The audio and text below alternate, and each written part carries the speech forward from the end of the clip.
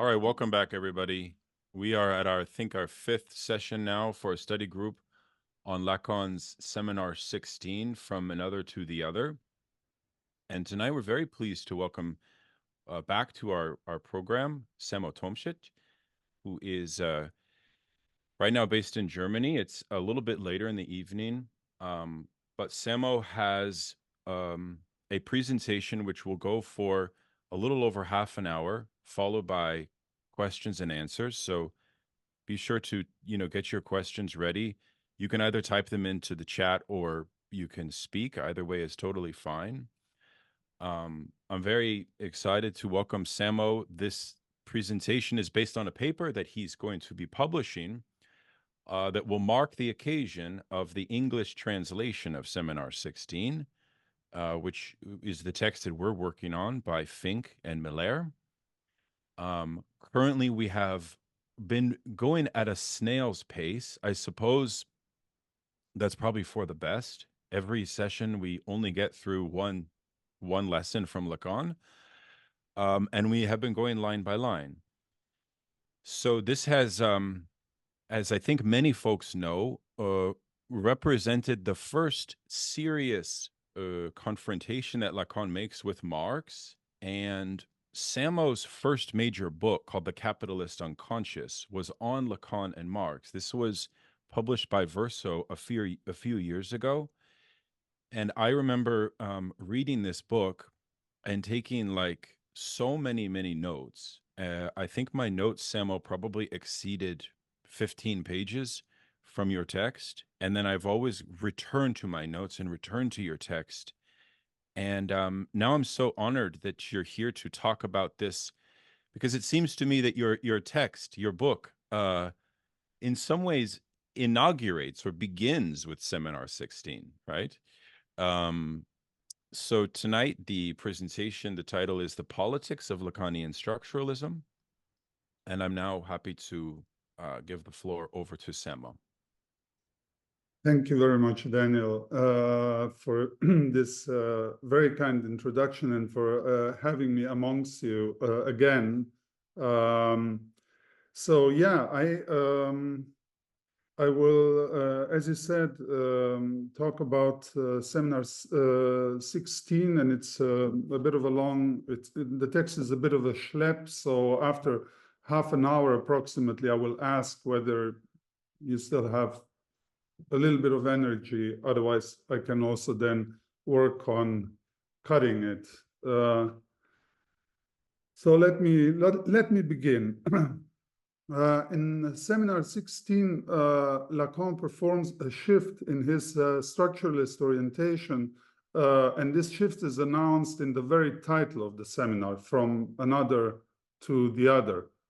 And there are three layers to the title. First, the conceptual couple consisting of the big other and the small other. Second, the relation from to. And third, the shift from indefinite to definite article, the. The big other is a constant in Lacan's teaching, a constant in the sense that it never undergoes any re-elaboration. The big other stands for the symbolic order, specifically for the field of language, the symbolic function par excellence. This is not the case with the small other, which at first designates the imaginary other or the Nebenmensch, the mirror image, the doppelganger, and only later, when Lacan turns it into a proper function, begins to connote object A, jouissance or enjoyment, the German Lust being the reference here. So jouissance as object of desire and drive. Now, the main achievement of Seminar 16 is that it specifies object A not simply as jouissance, but as surplus jouissance. Lacan makes a double move here. On the one hand, he proposes a translation of Freud's Lustgewinn, usually rendered into English as yield in pleasure. At the same time, the use of surplus responds to what Freud called the economic aspect of sexual satisfaction. Now, how serious is the term economy to be taken here? Is it mere metaphor, or does Freud target the lines of contact between psychic economy and social economy? In Seminar 16, Lacan leaves no doubt about his view of things. Economy is not a metaphor, and the Gewinn in Lustgewinn should be given its full economic signification of profit. It makes sense then that Lacan's sole extensive engagement with Karl Marx's critique of political economy appears precisely in this seminar. And it is the only seminar where it's really, Lacan really contributes something in terms of a commentary of Marx. This can be read together with the shift from indefinite to definite article in the seminar's title. An other can again be understood in two ways. First, it can mean an abstract and therefore unspecified other, the symbolic order in general, covering distinct phenomena such as language, the other that Lacan most extensively dealt with, economic value, here the other becomes coextensive with the market, the system of myths, the main preoccupation of Lévi-Strauss structural anthropology, the register of knowledge, historical and critical epistemology, religious beliefs, think of history of religion, etc. So in this sense, an other is both the general name for objects studied by different disciplines and the specification of this other depending on the area of human symbolic activity, whether it's speech, work, research, beliefs, etc. Hence, an other, in the context of the seminar, marks Lacan's point of departure. Language understood not so much as a tool of communication, as in linguistics or analytic philosophy of language, but as the structure of the unconscious. Think of Lacan's insistence throughout his teaching that the unconscious is structured like a language. Furthermore, the move from an other to the other suggests that language is nevertheless discussed in its encounter with a strictly specified other, with the other that is of central interest for psychoanalysis, again, the Freudian Lust. And so the attention shifts away from the communicative model and places the entire accent on a strictly determined production beyond, or rather underneath, meaning and sense, production of jouissance. Because of this move, the corporeal dimension enters the picture, since lust is a material effect of articulated discourse in the living body. Accordingly, the relation from to in the seminar title can also be interpreted as a shift from representation, the main symbolic function, to production, the main symbolic activity. In other words, from to announces Lacan's take on the notion of the mode of production, which he will simply call discourse. At the same time, the in front of the small other can be taken as a marker of historical context. Surplus jouissance names this specification, or actually surplus in surplus jouissance names the specification, without therefore diminishing the importance of some general transhistorical, let's say, structural aspects. As Lacan reminds his audience, object A stands for the, quote, strictly structural function of jouissance. Therefore, the latter must be understood as an inevitable product of structural activity, such as precisely language, in the material register of the body, among others. At the same time, the decision to use the term surplus specifies the historical coordinates, since it is explicitly adopted from the economic notion of surplus value and Marx's critical engagement with political economy.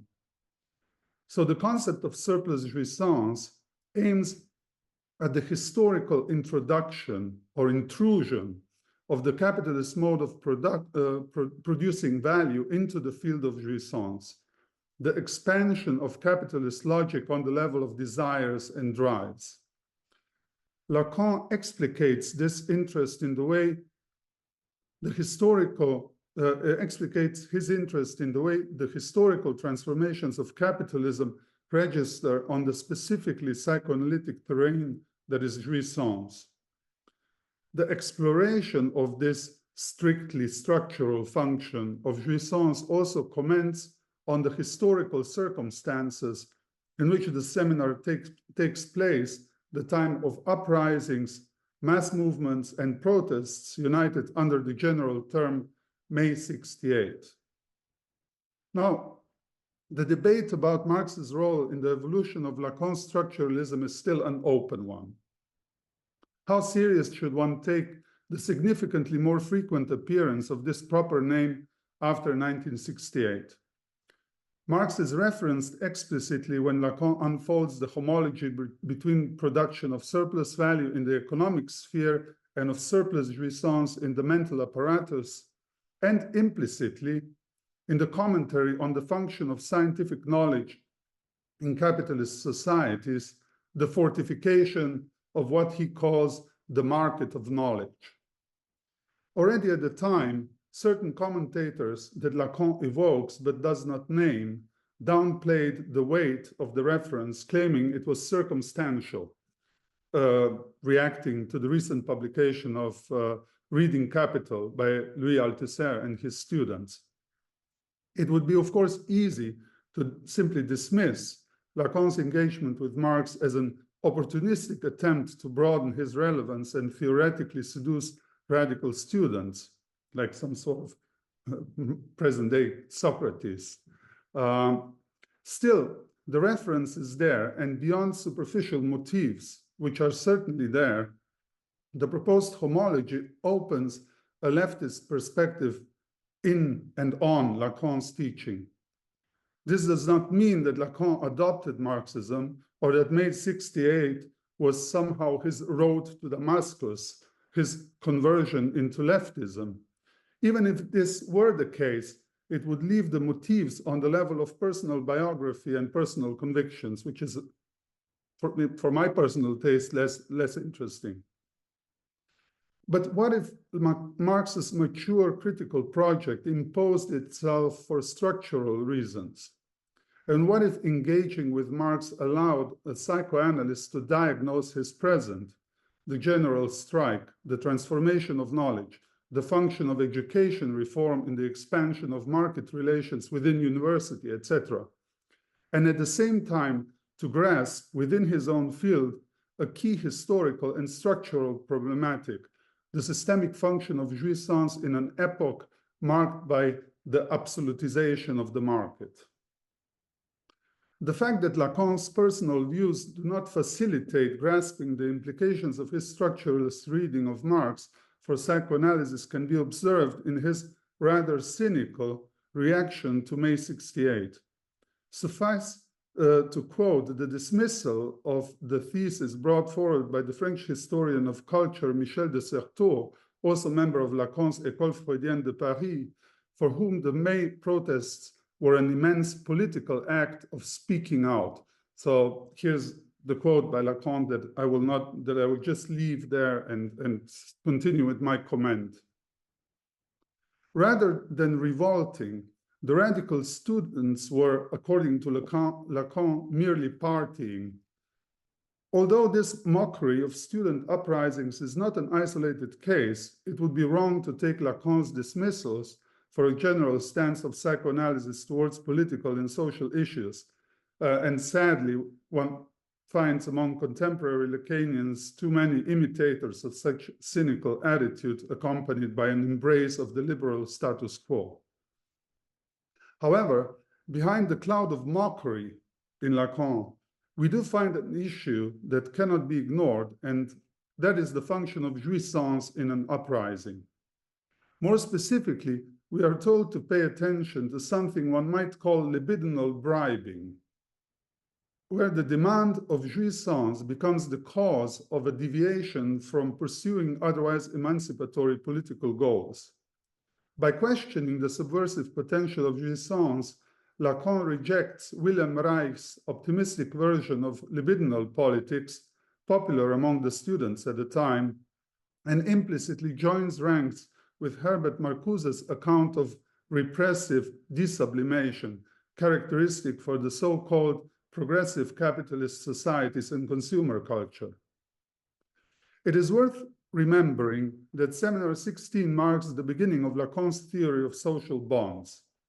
These are understood in the classical, perfectly classical Freudian manner as libidinal bonds, and one could frame Lacan's effort between 1968 and 1970 as an update and a formalization, think of the formulas of the four discourses, of Sigmund Freud's 1921 writing on mass psychology. Lacan's accent on production of jouissance in discourse, again, this is a crucial layer of the movement from an other to the other, arrives at the problem of structural instability, which is one way to translate the problematic of systemic crisis. And in Freud's writing on mass ecology, this instability is addressed through the discussion of panic, understood as a loosening of libidinal bonds that hold a social mass together.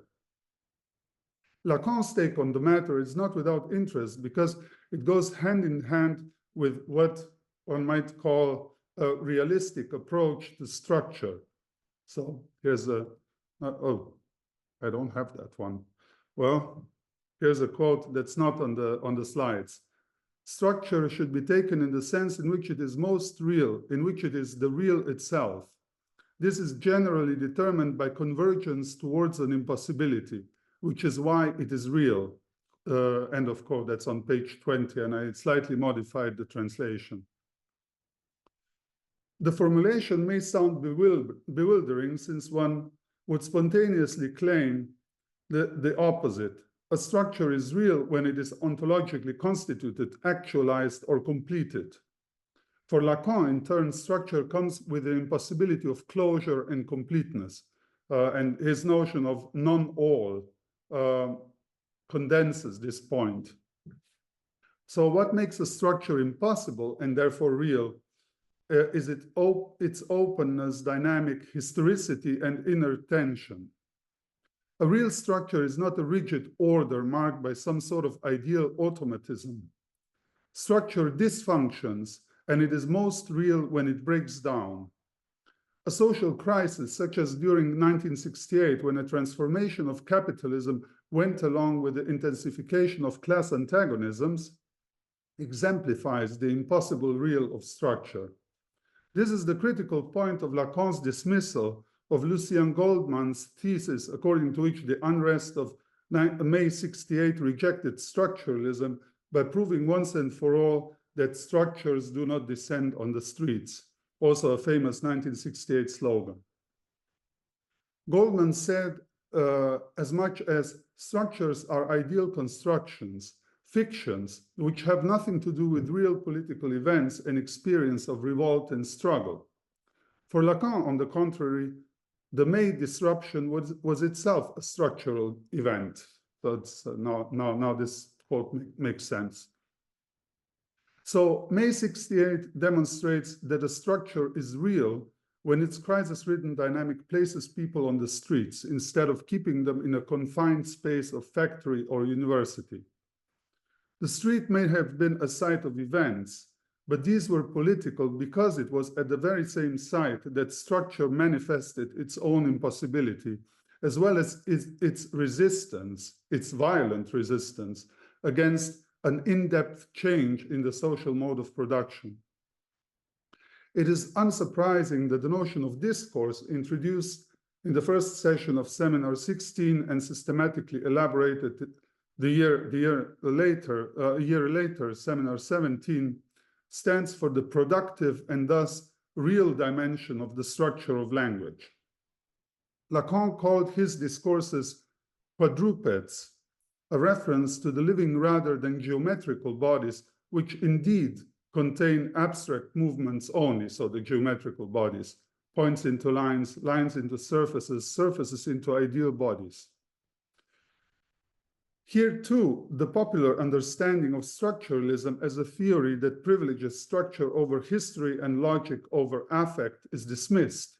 Instead, a rigorous structuralism rejects precisely such simple oppositions or dichotomies.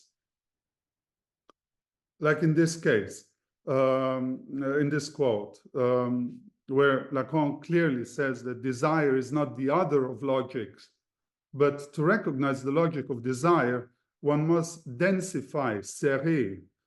It's also the word that is a bit differently translated in this passage. So in order to recognize the logic of desire, one must densify the various ways in which desire, a corporeal force dependent on the symbolic order, manifests as an inflection of speaking. This leads Lacan to write on the blackboard a somewhat surprising sentence. The essence of psychoanalytic theory is a discourse without speech, logics being the exemplification of this. And to specify, quote, the essence of psychoanalytic theory is the functioning of discourse, specifically insofar as, and this may strike you as new or at least paradoxical, I say that it is without speech, end of quote. So without speech could also be interpreted as without body, since the activity of speech always presupposes, indeed imposes, the presence of a body. Whether this body is natural or artificial is of less importance here. But if the essence of psychoanalytic theory is a discourse without speech, does the theoretical privilege not pertain to a structure that comes forth as an abstraction from and opposition to the body? What about Lacan's famous prosopopeia of truth, I, truth, speak, which means as much as I, truth, am a body, worked and reworked, troubled and alienated by the power of discourse? Does this mean that the attempt to overcome the dichotomy between structure and experience returns through the back door in the guise of an opposition between abstract discourse and concrete speech? Now, before tackling the issue, another semantic layer of sans parole deserves mention. It is a dismissal of slogans, parole, such as structures do not descend on the street, and another graffiti that covered, and other graffiti that covered Paris during and after the May 68 protests. Thus, a discours sans parole is not necessarily speechless, but without abbreviations or shortcuts, which would relieve one from taking seriously another essence, this time concerning practice, and specifically psychoanalytic practice. What would this essence be? A discourse with speech? Clearly, the analytic experience is a way of dealing both with the experience of speech and the material effects of a discourse without speech, i.e., the logic of discourse, in the living body. Lacan tackled the essence of practice in the preceding Seminar 15, dedicated to the psychoanalytic act, and more specifically, the transformation of the analysand into the analyst. As the summary of Seminar 15, dated 10th of June, 1969, hence towards the end of Seminar 16, puts it, let's start by saying that the act quite simply takes the place of a saying, dire, and that it changes its subject. Moving, marcher, is an act only insofar as it does not say only it moves, ça marche, or even let's move, marchons, but insofar as it ensures that I do it, j'y arrive, is verified within it. So the essence of psychoanalytic practice is not just any concrete speech, but the disruptive impact of discourse on the subject. This impact is epitomized in the concept of the unconscious, structured like a language, and of desire, understood as desire of the other, hence a symbolic force and a force of the symbolic. Another impact can be pinpointed in an act that disrupts this disruption and offers the subject the capacity to change its relation to the structure that hitherto determined its suffering and motivated them to enter analysis in the first place. The act is not a disruption of discourse external to discourse, but immanent to discourse, a disruption of structure with structural means. In short, a saying, dire. Furthermore, the act is evidently not disruptive, the act is evidently not descriptive nor simply performative, but material. Lacan's linguistic example indicates this. Ça marche, it moves, describes the objective fact of an ongoing activity, which is there, it's happening. Marchons, let's move, is a performative statement, request, demand, or imperative that triggers a collective activity. And it's also phrased in plural. But the key element is j'y arrive, I am doing it, where the subject recognizes its implication and mobilization in and through the act. Finally, the subject is not produced but altered by the act, indeed, moved. To put it differently, the actual subject of the act is change that becomes aware of itself. I am doing it, which means as much as I am change and I persevere in this change.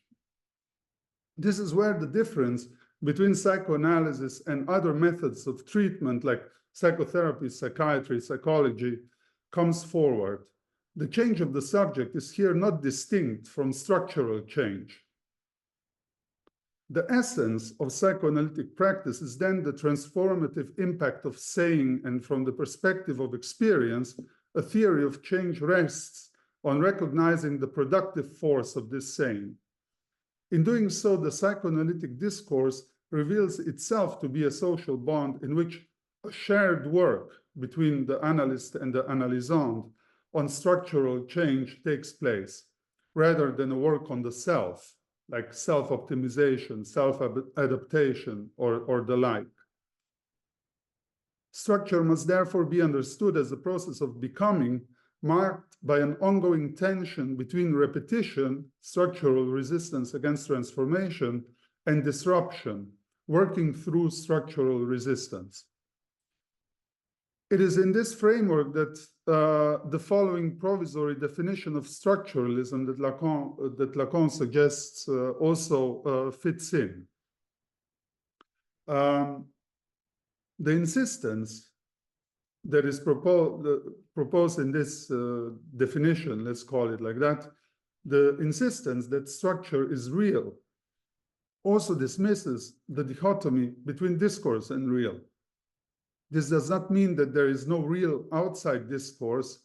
Lacan instead suggests that the susceptibility to modifications, including through discursive interventions and impacts, must be part of our understanding of the real. Simultaneously, a discourse can have an impact on the real only insofar as it is always already part of the real, such as in natural sciences. Lacan's example is physics, but we could add life sciences, ecology, computer science, and other disciplines. With this move, Lacan dismisses the divide between theory and practice that grounded the discourse of philosophy since its beginnings. It is true that the so-called practical philosophy was supposed to bring about an ethical change in the human subject. Indeed, philosophy was always about giving counsel on the conduct of life.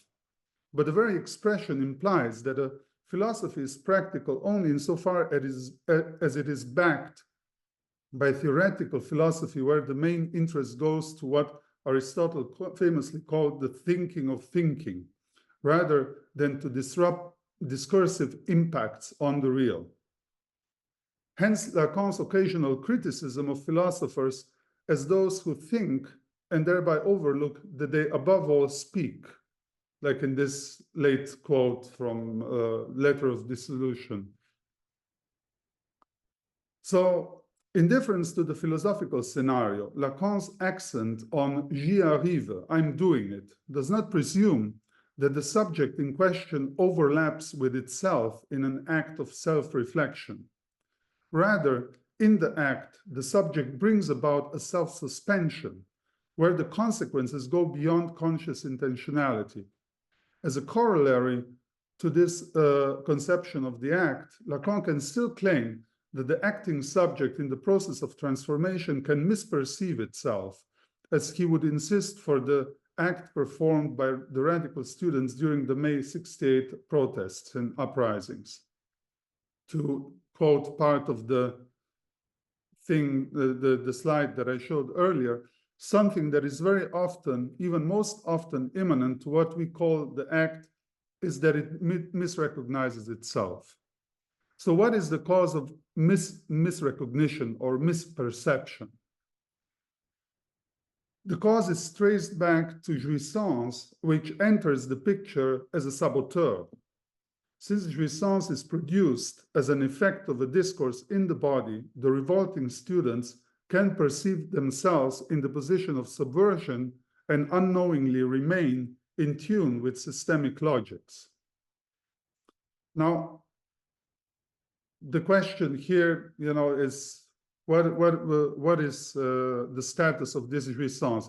Is it produced, or is it renounced, or is it there in abundance, or is it lacking? The entire debate is traversing the seminar.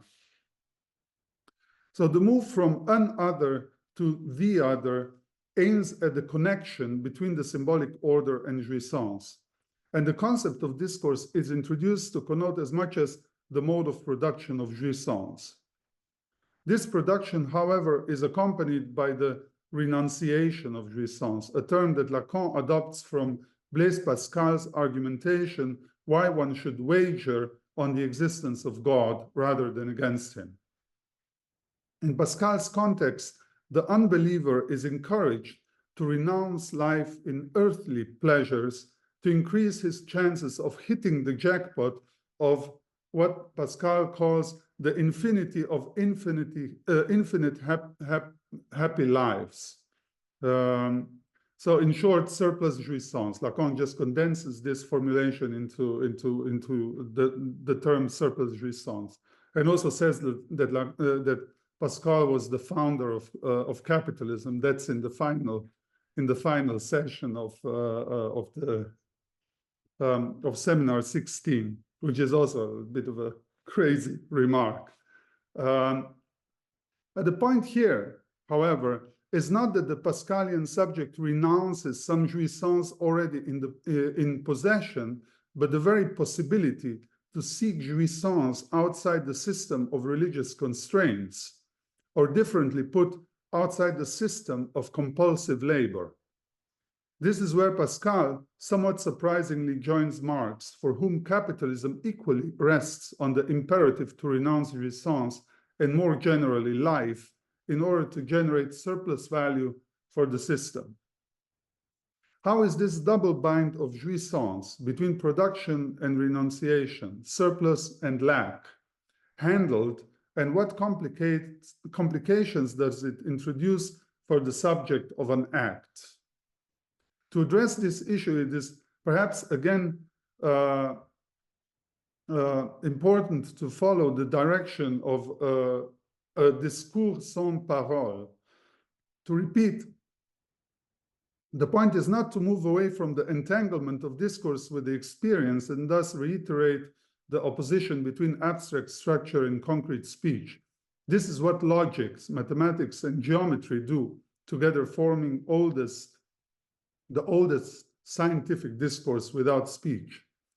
Rather, parole here carries the already mentioned double meaning of speech and slogan.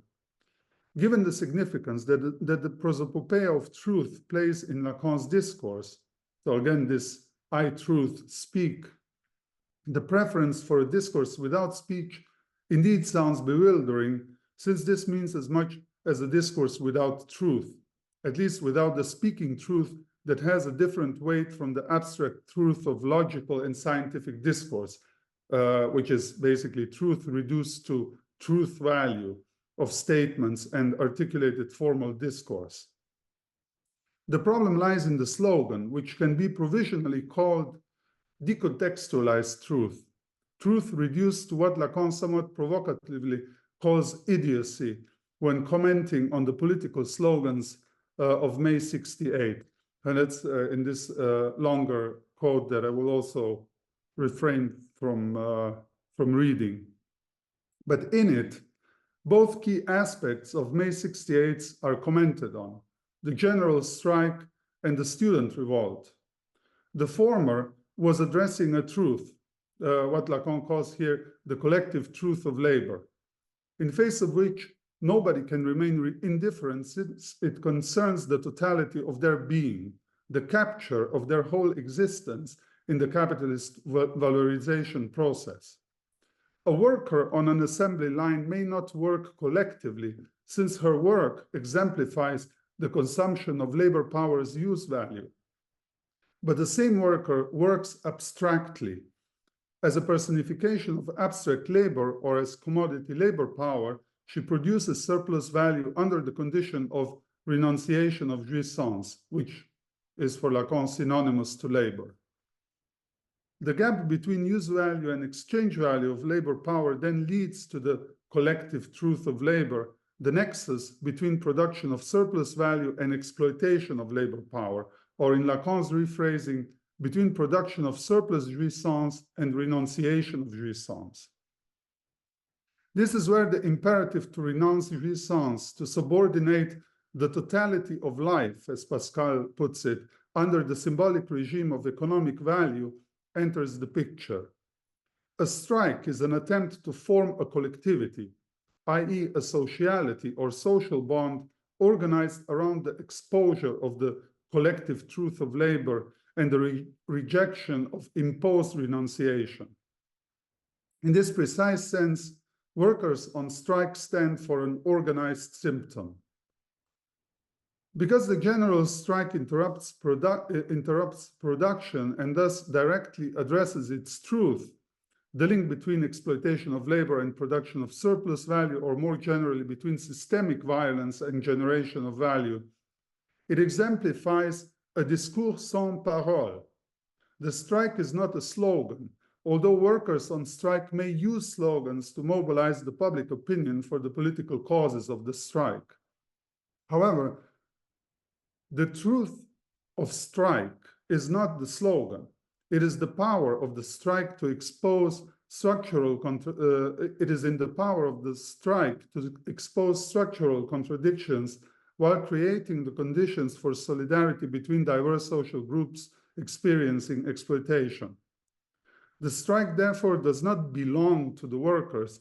It is not their strike, because the very notion of a general strike addresses a collective truth, a truth then that belongs to every body and therefore no body.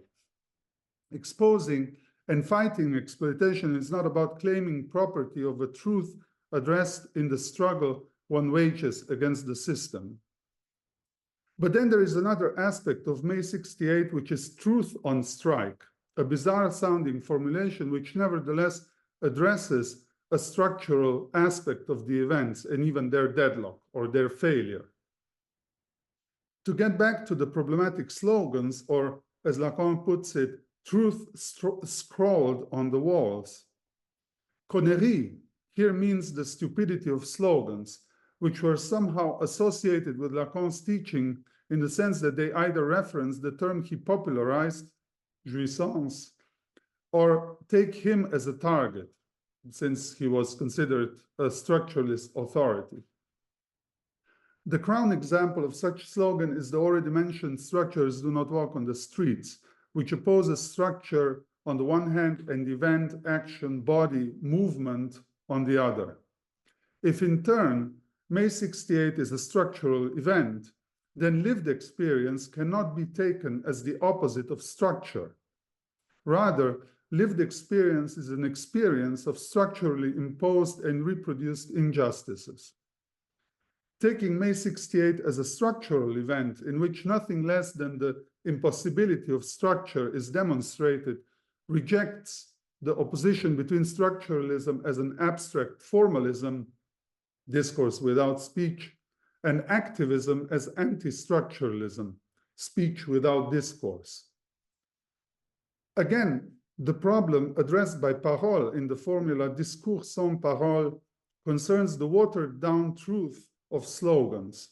Making slogans means taking speech away from truth and restricting it to dumb abbreviations, which may sound sexy, but they overlook the complexity of political situation, may cause misperceiving the consequences of one's actions. Such is the case with another famous slogan which directly addresses the psychoanalytic topic of jouissance. Life without boredom, enjoyment without obstacles, or in French, vivre sans temps mort, jouir sans entrave. Boredom, or temps mort, literally dead time, could also refer to the abstract time to which one is subordinated as a subject of labor. Labor time, the measure of labor power's value. Directly connected to this is the assumption of jouissance without obstacles, for which Seminar XVI insists, in reference to both Marx and Pascal, that it constitutes an empty promise, a phantom, on which capitalism grounds the libidinal aspect of exploitation, which Lacan frames as the interdependency of lack of jouissance and surplus jouissance. In other words, obstacle and jouissance. The remark according to which surplus jouissance is not matched by jouissance, but by lack of jouissance, is indeed crucial because it rules out the option of a jouissance without negativity. So complete, direct, uncorrupted, authentic, balanced, precisely without obstacle. Certainly, Lacan targets the classical philosophical association of pleasure with happiness here, notably its Aristotelian and utilitarian version. For Aristotle, happiness resulted from the balancing of pleasure, an equilibrium where there is presumably no interplay between too much and not enough. The right measure, the just right of jouissance, is thus supposed to grasp jouissance without negativity, and it is hardly surprising that Aristotle could not find it actualized among human beings, but had to attribute it to the immovable mover, the Aristotelian God. In Aristotelian God, there is no experience of lack or need. Therefore, this God is the most ignorant of all beings, since it lacks the experience of lack, movement. But the more important aspect of Aristotle's framework is that the experience of lack has a matching, attainable pleasure that would outweigh it, thus re-establish, even if only for a moment, the experience of pleasurable equilibrium, the minimum of unpleasurable tension. Utilitarianism perpetuates this line insofar as it perceives the link between pleasure and happiness, while associating displeasure with pain and the perseverance of want. In contrast to these ethical and economic settings, psychoanalysis demonstrates by pointing to the critical value of perversion, such as sadism and masochism, not only that displeasure or pain is constantly taken as a source of pleasure, but more fundamentally, that the dividing line between pleasure and unpleasure is impossible to draw. Lacan's conclusion is that there is no jouissance which would not be defined by some sort of obstacle, unpleasure, or lack. Lack has productive function. No jouissance is produced without structurally involving lack or systematically imposed renunciation. So there is no third jouissance outside this interconnectedness between lack and surplus jouissance.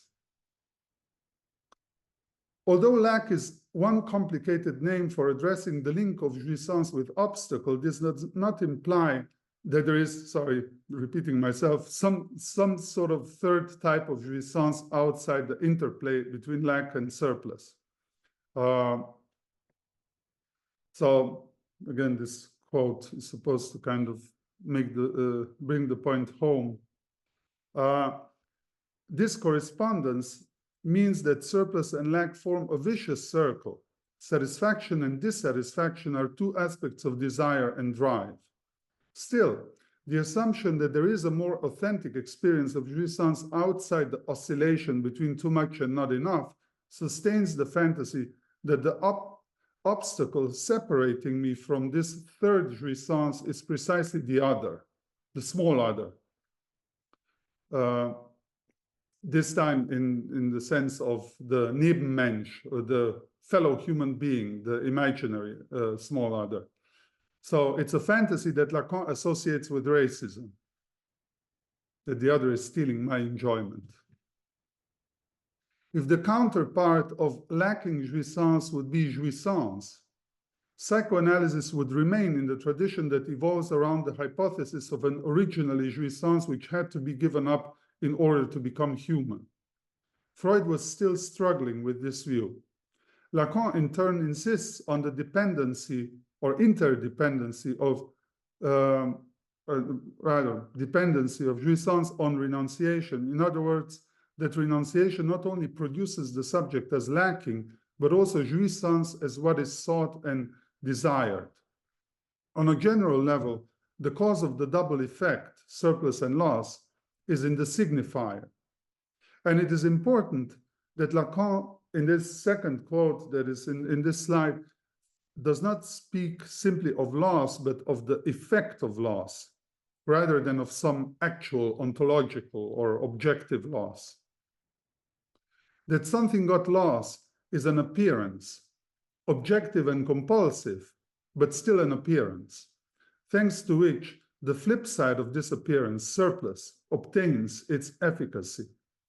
The subject becomes haunted by the double-headed ghost that is the lost and surplus jouissance.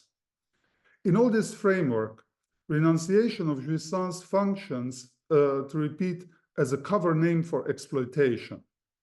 Lacan leaves no doubt about this, since he gives as its main example precisely the process of labor.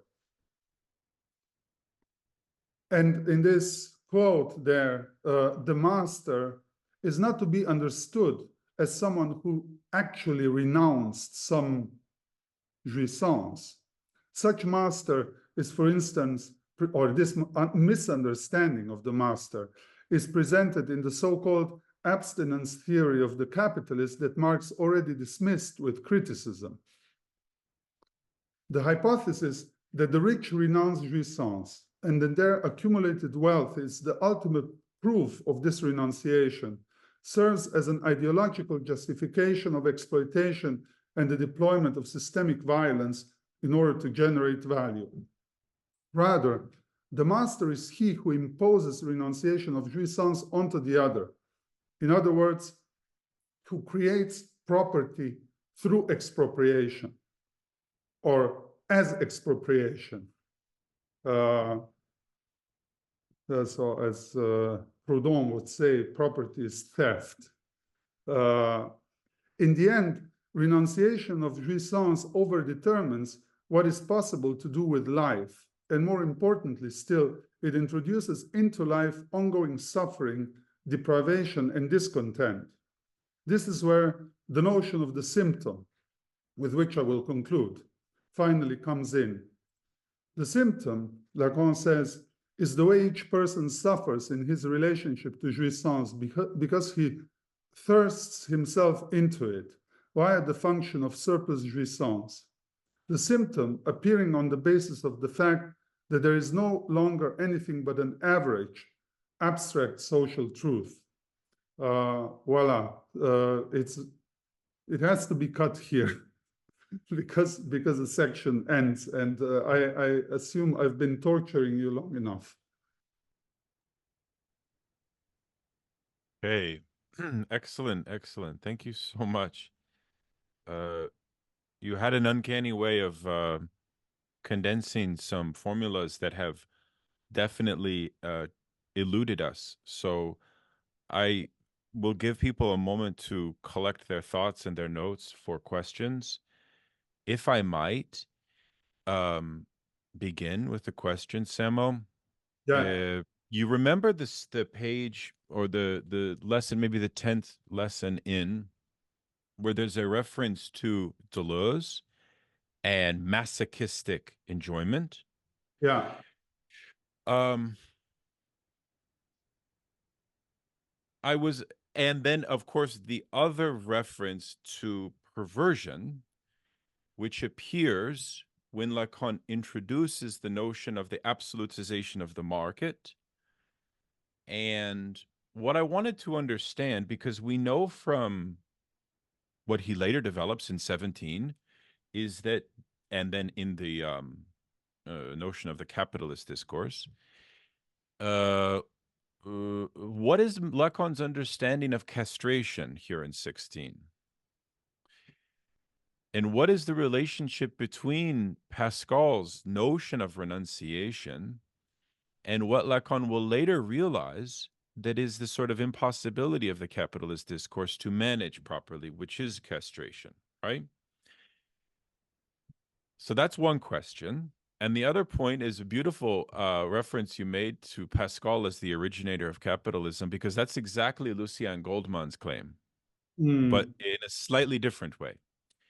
Lucien Goldmann's claim in The Hidden God is basically that, I think I've mentioned this before, but Jansenism creates the ideological scaffolding or foundation of the bourgeoisie prior to French Revolution, but its tragic worldview, right, is of interest to Marxists because in Pascalianism one finds an antidote, right, to any class revolution from below. You see the point? It's a beautiful Marxist argument. And that actually is a reason why actually when Lacan is harsh on Goldman, that hurts my feelings because I love his argument, I mean, putting aside the whole point of, because, the interesting reason why he hates thing is because Goldman is working with, who is the Piaget, right? The other psychologist who's, I guess, a very humanistic psychologist. So one can see why he would reject it. And one can see why he would reject the notion of a class as understood as a Weltanschauung, precisely because if the big other is incomplete or inconsistent, this is in opposition to Lacan's entire notion of what coheres a class, in some sense, right? And even the notion of set theory that he brings in and would clarify that in some ways. So that whole thing is a sort of separate question. But I guess my first question to you would be around the notion of perversion and castration. If you could maybe elaborate a little bit more on that, and perhaps how maybe Pascal is somebody that provides a certain solution that capitalism has forgotten. like you see my point, like the Pascal's genius is precisely to tolerate existence in capitalism. Yeah, Pascal is a pervert. Pascal is a pervert. Ah, that's very helpful. You would say it that way. Pascal is the ultimate pervert because he offers himself to God. The entire debate on wage. Dominic and I may differ. Dominic Hunz and I may differ here a bit in the readings because he is taking Pascal as a, let's say, a Lacanian, which I mean is a very consistent reading,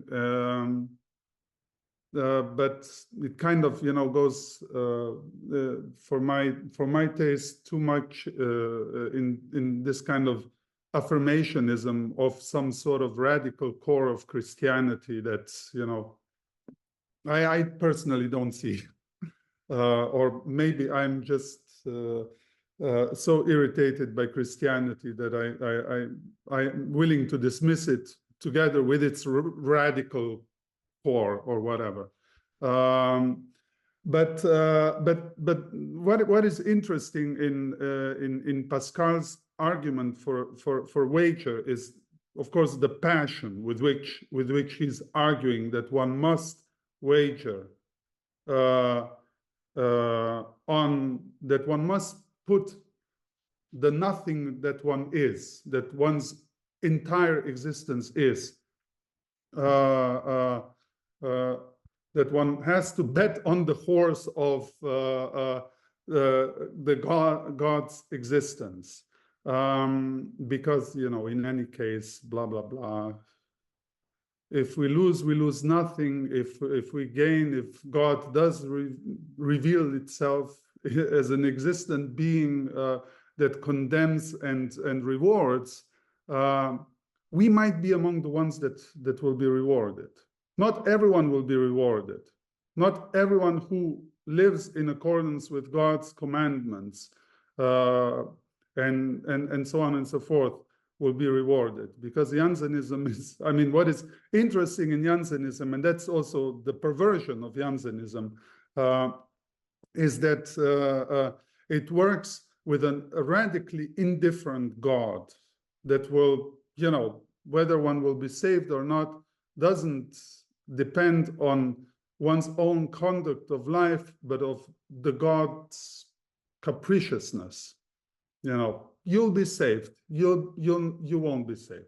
You know, so it's a contingent act. But Pascal's argument is we have to offer our existence to God, or at least that's how I would understand it. We have to deliver ourselves to divine enjoyment. We have to offer ourselves as the object of God's jouissance. And that is a pervert position. I mean, a pervert offers himself on a plate to the other to be consumed. I mean, basically, the wager is a call, you know, to acknowledge that the life here is hopeless. We are already doomed. We are already in hell. As Lacan says, and Dominic Hunz also quotes this fragment from Seminar 16, hell is everyday life. So we might as well bet that God exists, you know, and, you know, leave this world to go to hell. And it is a perfectly capitalist way of thinking. I mean, I have to think of you know, Elon Musk. Let's you know, let the climate emergency wash this planet away. Let's go to space. You know, that's where surplus value is. Sorry, I got carried away a little bit. So, you know, Elon Musk is the contemporary Pascalian, I guess. Yeah, because Lacan says a very interesting little comment about the historical moment when the absolutization of the market takes place, which almost really is similar to Marcel Gauchet's incredible book on the political history of religion, where he says that atheism emerges out of Christian asceticism, because Christian asceticism collapsed the efficacy of the transcendental God by bringing the question of salvation interior to man, in some sense. Whereas here, Lacan is really making a Marxist point about the immanentization, if that's the right word, of this process of surplus jouissance, which is making a form of atheism happen, which Pascal is responding to, right? Right, because the apparatus of enjoyment is now locatable, and that fact renders the consistency of the big other as God incomplete, with holes, inconsistent, etc. And then he says that this little phrase that we debated, the sons of pious women are destined to become perverts when the absolutization of the market takes place. And I didn't know how to interpret that phrase. So I was wondering if you could see, because, you know, like when the capitalist discourse is developed by Lacan, and then of course he says only a saint could deal with it properly. Is he thinking of Pascal in some sense?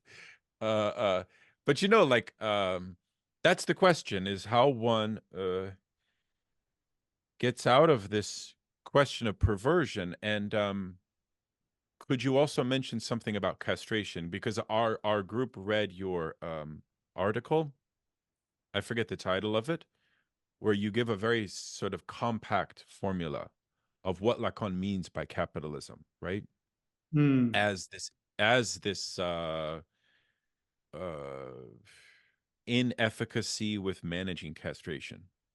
So is that clear to Lacan in 16, or is that something he develops later, perhaps?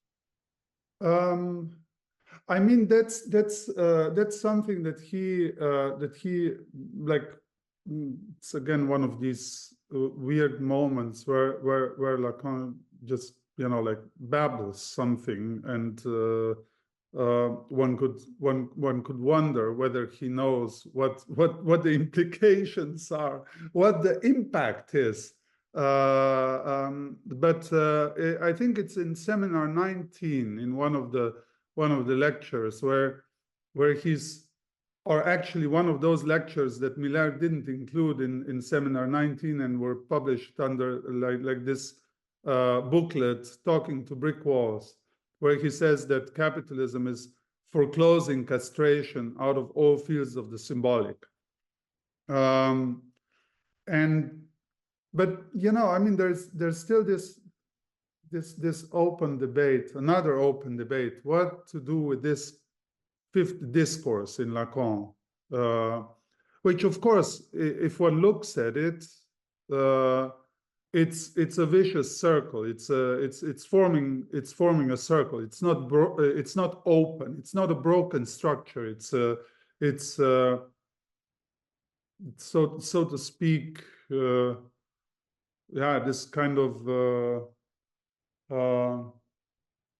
infernal machine that consumes itself and consumes everything around itself,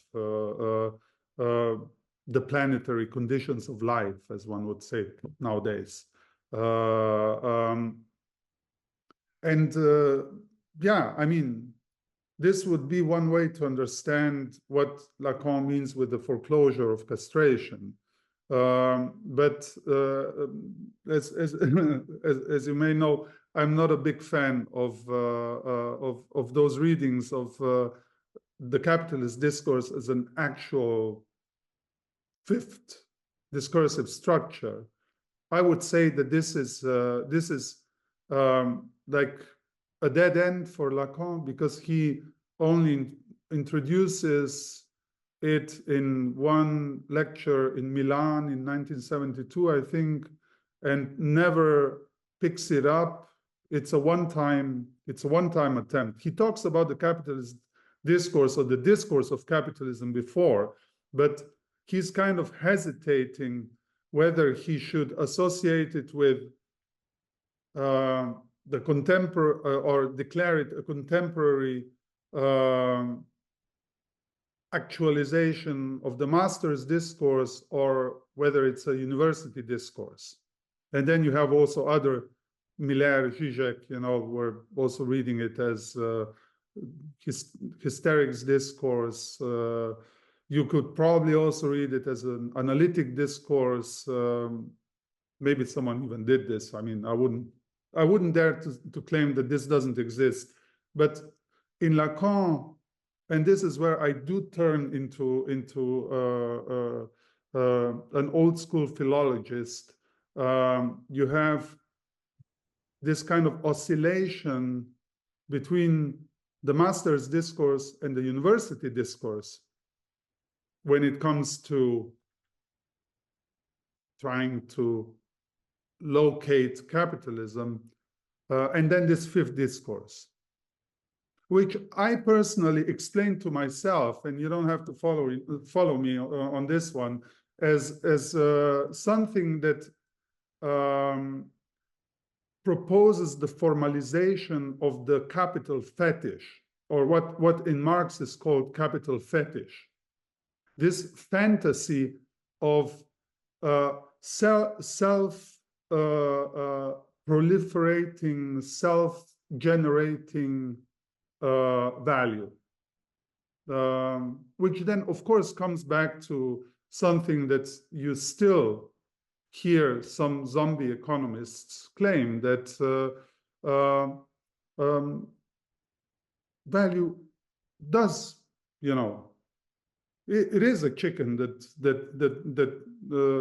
hatches that lays golden eggs. It is, you know, Baron Munchausen pulling itself out of the swamp. No exploitation whatsoever involved. No violence. No castration. You know, as psychoanalysts would say. So you have this kind of idea of self-sufficient automatic subject, as Marx puts it. And I think the fifth discourse is precisely formalizing that, the automatic discourse, where capital is everything, S1, S2, barred S small a. It's all capital, it's all value. There is absolutely no distinction. That's why it's a fake discourse. It's not a fifth discourse, it's a fake discourse. It's like a pernicious, it's a pernicious tendency, which, if it is realized, would end discourse in some sense, or end, well, it would end psychoanalysis, I think. Well, but I mean, it's not even, it doesn't even exist as a fiction, you know. I mean, let's ask the question. I mean, is on the level of what Marx fictitious capital something that one could describe as exploitation, credit system, finance? Does this involve exploitation? Is financial speculation somehow, you know, connected to forms of exploitation? Now, of course, you know, everyone would say, oh, this is so abstract, it's so detached from real economy where we can observe exploitation, and so on and so forth, that no, there's no exploitation involved. It's not true. I mean, why do we then have to bail out banks, to put it very bluntly? I mean, this is, or the bailout is already an example of exploitation. Because what is risks for some are based, differently. What is speculation and wager for some is existential risks for others. This is what a bailout means. It means those who are taking risks are outsourcing them to populations to take care of it, or to the state, and of course through the state to the citizens, and so on and so forth, and indebting society, and blah blah blah. But this is also what is the this is also what Pascal is silent about. If you ask me, you know, that when you wager your life, when you sacrifice your life to God, or, you know, to the system, let's take the Pascalian God as synonymous to the global capitalist system, to which we all have to wager or sacrifice our lives. The risk is on the one who wagers. God has no risk in Pascal, is not exposed to any risks. God is exposed to a risk when we start talking about whether he exists or not in a philosophical way. When we engage in the ontological proof, and this is Pascal's, you know, I would say, moment of allergic reaction. You do not do that to God, you know. That's why he's a pervert, because you know, I mean, Uh, it's very striking. It's very striking that when Lacan makes the reference um, to the laughter of the capitalist in Capital, in the section on the generation of surplus value in the workday, where yeah. you know he makes this point, and he presents it as a point which he thinks is profound.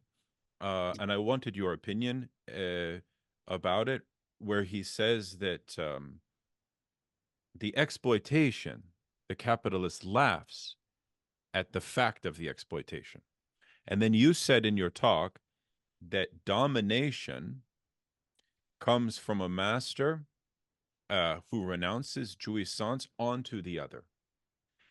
So then my question is, No, no, where no, is no. Sorry, laughter? sorry. Not who, basically, the master is the one, again, is not taking risks because the risks are imposed onto the subject that has to renounce jouissance. You know, it's so again, the liberal myth would be the rich are hardworking because, you know, all the wealth that they have uh, proves it. You know, it's Yeah, yeah, again. yeah. No, no, no. But I guess the entirety of Marx's theory Yeah. of the extraction of surplus value as dependent upon the time of labor, Mhm. Lacan thinks that he has found a moment in Capital where the subject of the capitalist subject laughs and at the knowledge of that. He laughs at it, Oh, and no, right? he, no, he, if I remember correctly, he's merely commenting on this passage from Marx's Capital, where uh, the capitalist laughs uh, because the conversion succeeded. Uh, um, or what's I almost have the exact formulation in my mind, but it's basically a trick. You know, it's the capitalist is laughing that the theft of value succeeded, or the extraction of value, even though, you know, on the level of economic exchange, everything seems okay, everything seems right, quid pro quo, and so on and so forth. Again, no exploitation, no exploitation seems to be involved. It's wages for work, and so on and so Right, forth. right, But right. but this symbolic system comes with a production of surplus value that is not paid for, and this is what makes the capitalist laugh. What triggers the laughter is the appropriation of surplus value, the yielding pleasure, as Freud would say. And I mean, this is where Lacan also implicitly references Freud's discussion of jokes, in jokes and their relation to the unconscious, where Freud actually introduces the term Lustgewinn. The term doesn't appear before. It's in the book. So the term that he translates as surplus jouissance and links with surplus value is intimately in Freud associated with laughter, in this book, at least. Um, but But my but what question you was said, sort of but what is what, the so, knowledge? What is the knowledge? Because he's also connecting it to a theory of knowledge as well. So the capitalist has, I mean, I have the passage from Capital yeah, here. I yeah, could share it. yeah, I could share it because he basically says the laughter requires no justification from a third other. It requires no justification from the big other yeah, in some sense. That was the interesting point, apropos the notion of from the other to the other, and then perversion in some sense is a part of that relation. Also, because in no way is the relationship between the worker and the capitalist, or in this case, the manager, because I think Marx is actually talking about it's like Marx is kind of simulating a dialogue between the worker and the capitalist. Yeah, exactly. Yeah. And that is then transposed into how Marx reads the Hegelian master-slave to function there, right? So I guess my question was the question regarding domination. And if you could elaborate more about domination, because you gave a little definition of it. And could you say more about it? And then also I wanted you to maybe say more about because in your book, The Capitalist Unconscious, you provide a theory of Lacan's theory of the proletariat. How might we introduce a conception there? Could you respond to that? Oui.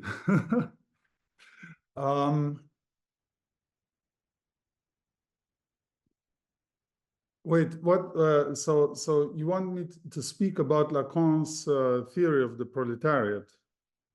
Did I get it? Well, I wanted to see if you could say something more about the nice formula you gave for domination, and then if you could then,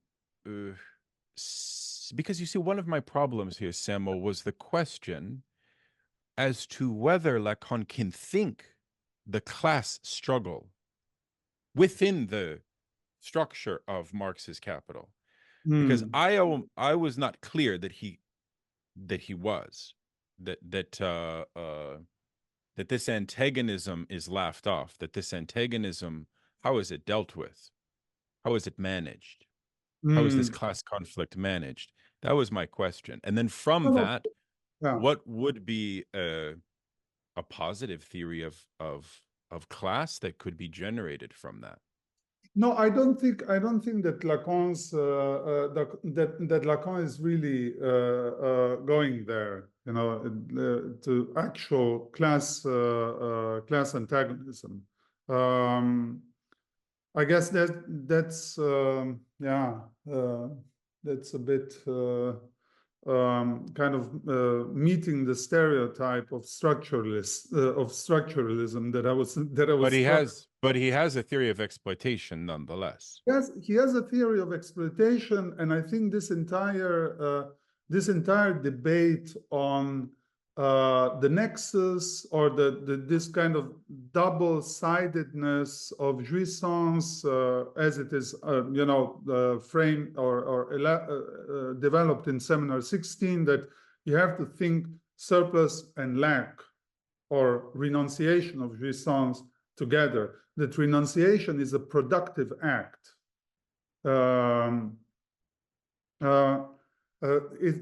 This is one aspect that that could be brought together with, you know, also not only the problematic of exploitation in the economic sphere, but also you know, where the class antagonism takes one of its points of departure. Also, the entire discussion of the symptom that for which he also says this was Marx's invention. The proletarian is the social symptom because it is at the same time entirely integrated in the process of valorization, and at the same time is a point of an articulated speech which raises some sort of voice of protest. You know, in Seminar 16, he also talks about articulation of suffering, and talks about the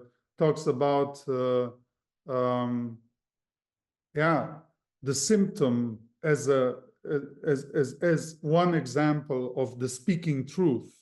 but of course, of a speaking truth that doesn't say the entire truth, or is not, having this level of self-reflexivity. Then later in the seminar, you have a passage where he criticizes Lukács's notion of class consciousness and says basically this is reintroducing the subject of thought, the classical subject of thought back into the picture, whereas we, meaning himself and his audience, have already established that there is no subject except a subject of the act. And this subject of the act is not immunized against self-misrecognition. It's a divided subject, to put it with a more familiar Lacanian concept. So for Lacan, on the level of class consciousness, as it is perceived or conceived in Lukács, we are moving towards, he uses the term savant, that class consciousness is turning the proletarian into a scientist. Now, I don't think think translated savant as a scientist, but that's what the word means in French. Mm.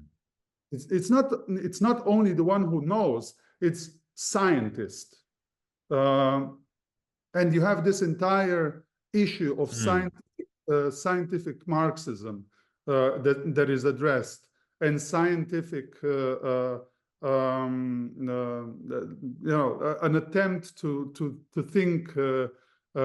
think socialism as scientifically grounded, and so on and so forth. And then Lacan says, and you have the line, from class consciousness via transformation of proletariat into a scientist to the party where one no longer speaks the truth. Now, of course, this could be taken as a cheap dismissal of communist parties, although in the historical moment, the French Communist Party is an extremely reactionary formation.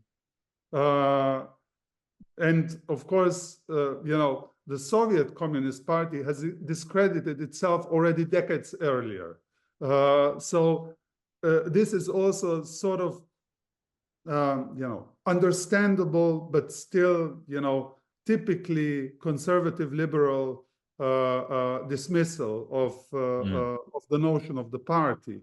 But at the same time, the point why he's making this comment is that he's insisting on the gap between science and truth, or knowledge, scientific knowledge and truth, and wants to insist on this fundamental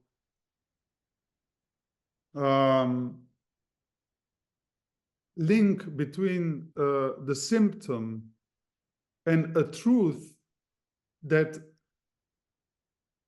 whose the value of which is not in the knowledge it produces, but in the contradiction that from which it arises as an articulation of suffering and of complaint and of a demand for a better life or whatever, Now, of course, like in psychoanalysis, the answer that one gets to this demand for improvement is not the one that one wants, or perhaps, what does one want, That's also one part of analysis to figure it out.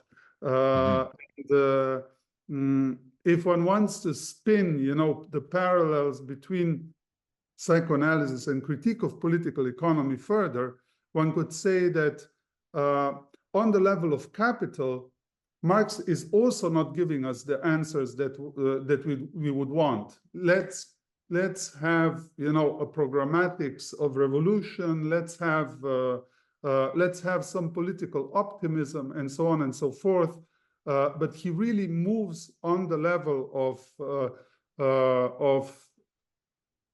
also a certain political deadlock that this immense capitalist machinery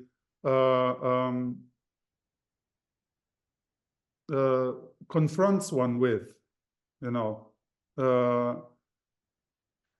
so yeah, I guess looking into Lacan to get kind of positive feedback on class struggle is not really the well, it's not the main thing that I would look in Lacan. But still, I think there is a certain homology between not only the object of psychoanalysis and of critique of political economy, but also of the subject. And I think that there is a certain or that this remark that Lacan constantly repeats, like since the early 60s, that Marx invented the symptom, is to be taken seriously. That this is suggesting that at least on a structural level, on this kind of de-psychologized and non-empiric level, the function of the subject in Marx and in Freud may be the same. Yeah. Wow. Well, thank you very much for entertaining that spontaneous exchange. That was very, very, very interesting. Let us move now to Chris, who's had his hand up for a moment. Please. Sorry, Chris. No, I appreciate the conversation that's been had. So I wrote down my question and I'll just state it and then maybe we can talk about it. Lacan will state that psychoanalysis has one medium, the patient's speech. When you're thinking about the theory of the subject in service of emancipatory politics, what speaks? Is it labor power? What would this tell us about possible political interventions informed by psychoanalysis that doesn't simply end up in a kind of meta-psychological analysis of political economy?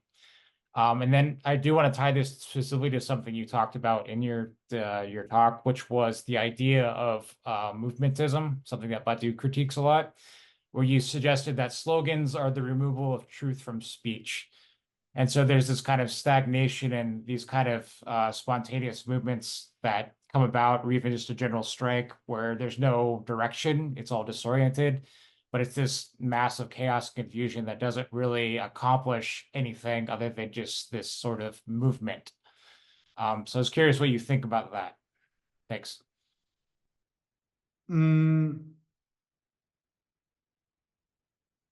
Well, I mean, I think I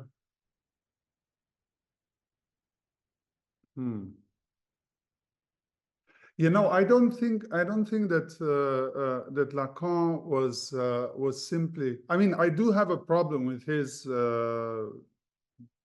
his political cynicism, and I think when he's addressing the students, not only in this what I was also projecting on through my PowerPoint, but also this famous remark that he made a year later during Seminar 17. You are merely hysterics searching for a new master, and the system is putting you on display. It says, look at them enjoying.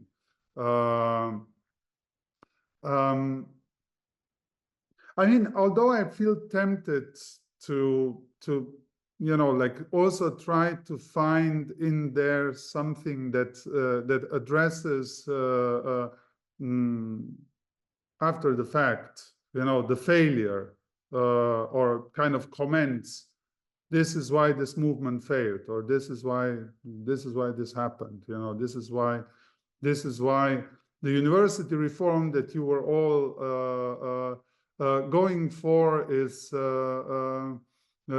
actually something that goes against your own political interests and so on and so forth. So it's not merely cynicism there. There is more to find, but at the same time, there is this posture that has this flavor of mockery.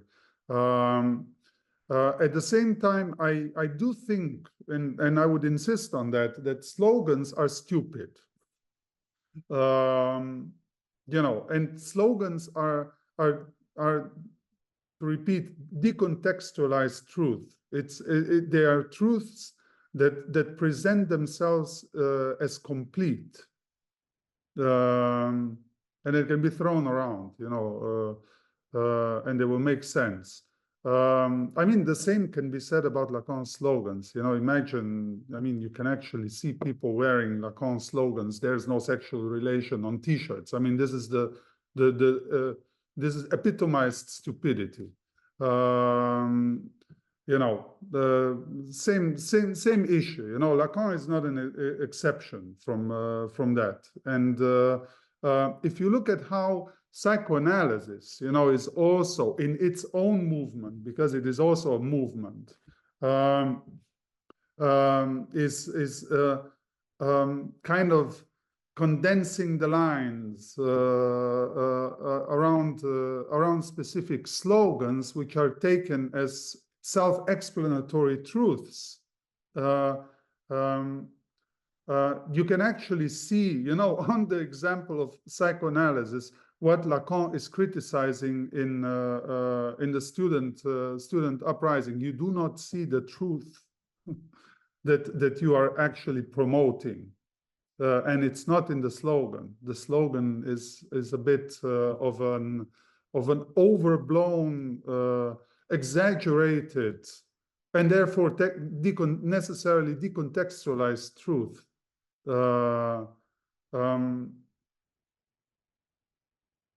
So I mean, all these commentaries on movements were not meant to discredit movements. They were perhaps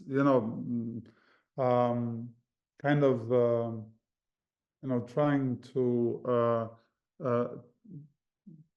trying to add something, but it wasn't spelled out in this precise manner. That while you of course have this criticism of discours sans parole in relation to movements, there is also a non-negligible fact that a movement is a social bond, or at least could be considered as something that attempts to construct a social bond that is not rooted in exploitation, which means also that is not rooted in the imperative to renounce enjoyment or jouissance, to renounce life,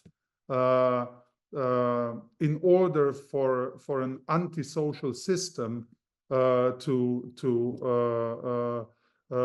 keep persisting in its autodestructive tendency. But I guess, I mean, that's also, that's maybe a topic for another paper. Movements and social bonds. Did you have anything to add about what speaks in your conception of the subject in regard to emancipatory politics? I mean, the thing is that this conception of an inconsistent subject is actually way more honest than again, for instance, class consciousness. And I actually agree with Lacan's remark that one should not go back to the thinking subject once one has a theory of inconsistent subjectivity and assume, because the problem with class consciousness, the way Lacan criticizes it, concerns a very problematic assumption in many of traditional Marxisms, that the proletariat is the bearer of revolution. Just because one is exploited, that doesn't mean that one will that one will necessarily desire an emancipatory politics or emancipated society. This entire discussion: why do national populists, ethno-nationalists, and overt fascists gain political support also among the white working class, or why you have other social minorities voting for someone like Trump or Bolsonaro or the AfD in Germany, and so on and so forth. If class consciousness assumes that that if you are a member of the working class, or if you are a member of the exploited, you will be consistent in your political positioning, and no one is. Consistency is part of a collaboration. It doesn't just come immanently from some sort of knowledge. Well, that I would say, I mean, I think I would respond to that by saying, Goldman has this category of potential consciousness as a way to resolve the problem of what Lukács calls imputed consciousness, which is this classic conundrum of Marxist education of the subject qua thought, right? Which is the problem that you're saying the Marxist becomes a savant. And I mean, it's interesting, right? Because even in guerrilla movements like Che Guevara, or like, even in any instantiation of Leninism, right? It is inevitable that the Marxist becomes a savant.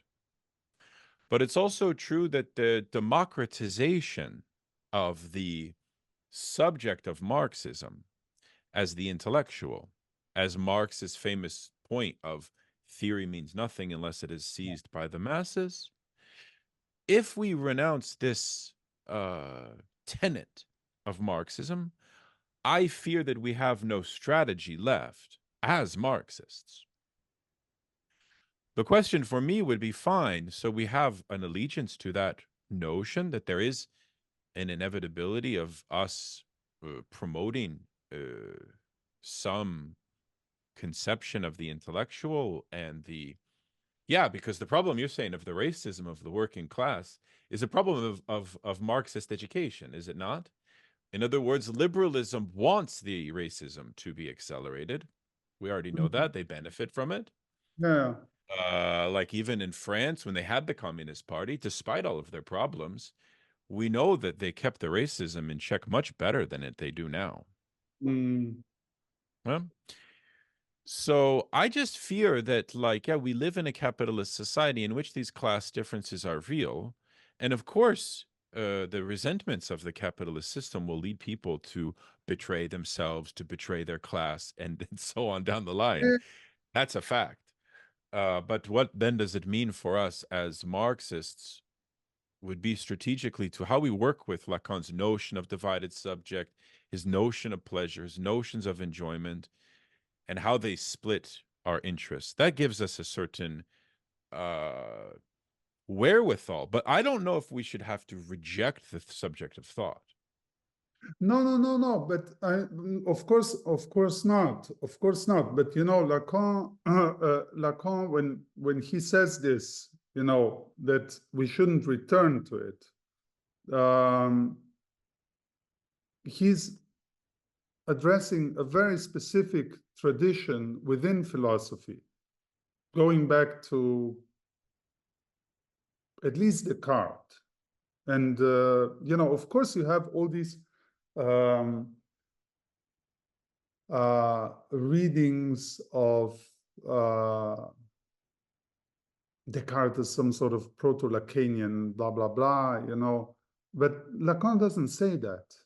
I mean, he never says who, you know, it's all in Descartes. He basically says, well, of course, Descartes constructs an illusion of subjectivity, thanks to which Freud becomes possible.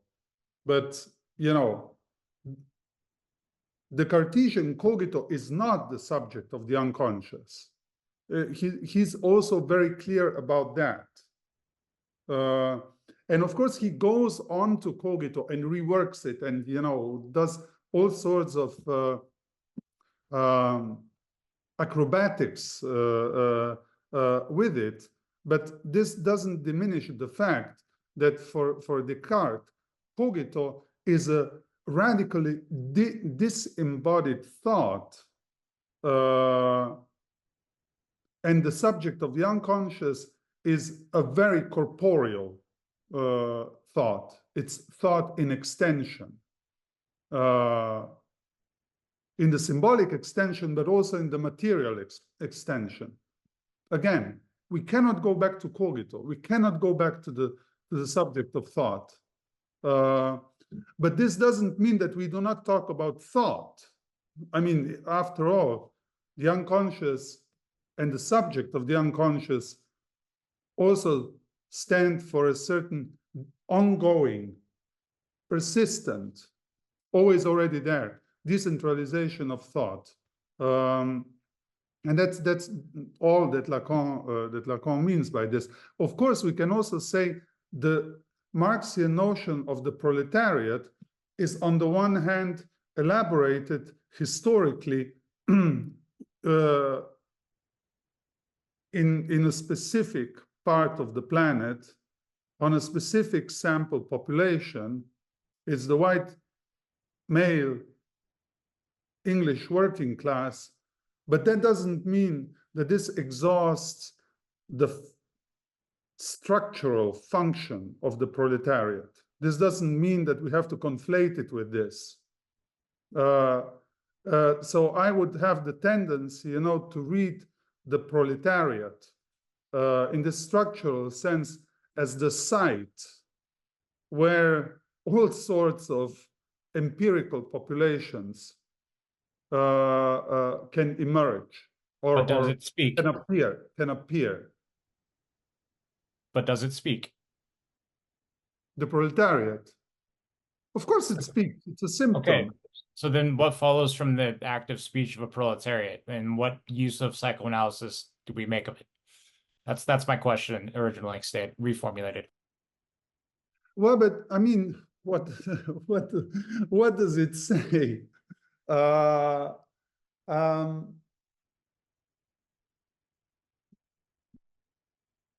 mean, what does the proletariat say? I don't want to be exploited. I want a better system, whatever, you know. Well, I mean, we know what Badiou, about how Badiou reads this, right? We are nothing, make us all, right? So it is kind of a Pascalian wager on the nothing of our social existence. Yeah. You could say. Well, you know, Badiou's communist hypothesis. The thing is, since we talked about the wager before, you know, there is this, it's again an example where, you know, Lacan finds something in Pascal that he attributes to Pascal, but when you look at it, it's not in Pascal. This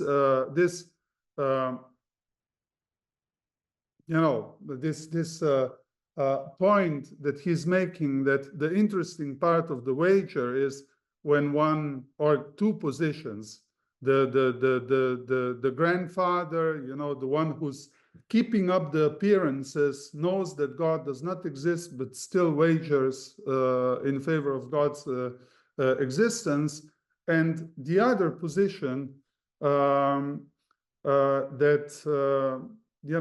knowing that God exists, but still wagering against it. I think this is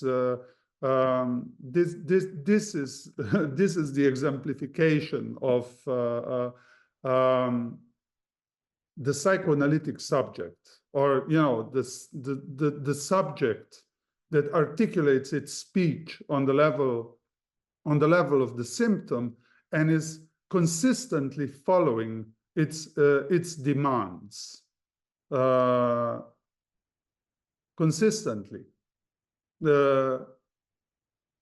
wagering against the system, even though it runs the risk that the system will annihilate them.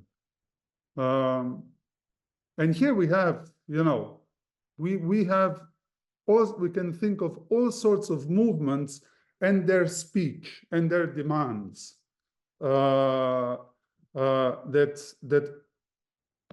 definitely assume this position. From feminism and workers' struggles via decolonization to ecological movements. In the end, this is if they are radically consistent, they are doing precisely this. They are wagering against God, knowing that it exists. I mean, the God of capital. Mm-hmm. Do they need something like the discourse of the analyst? Like this famous notion of like, yeah, if Leninism has saturated, as Lazarus and Béju say, right? Yeah. Well, Lacan could bequeath to us a kind of I don't know, a version of what Lenin offered as a mediating discourse on this, what you're talking about, right? This kind of hysterical. I think the very idea, the very fact that Lacan introduces the term analytic discourse or psychoanalytic discourse allows its emergence outside psychoanalysis. Now, psychoanalysis is not the analytic discourse. Psychoanalysis is an exemplification of the analytic discourse, but it doesn't exhaust the entirety of analytic discourse. I think if we really take the formulation seriously, it's broader than psychoanalysis. So then the analytic discourse would be a social bond, yes. A social bond that is not only or the full actualization of which is not only me lying on the couch and complaining about my life to my analyst, and the analyst challenging me in my jouissance of complaint, Right. and challenging my resistance, and so on and so forth. I think the structure is what matters. Chris, to get back to your question, of course, I would not say we now have to psychoanalyze the proletariat or whatever.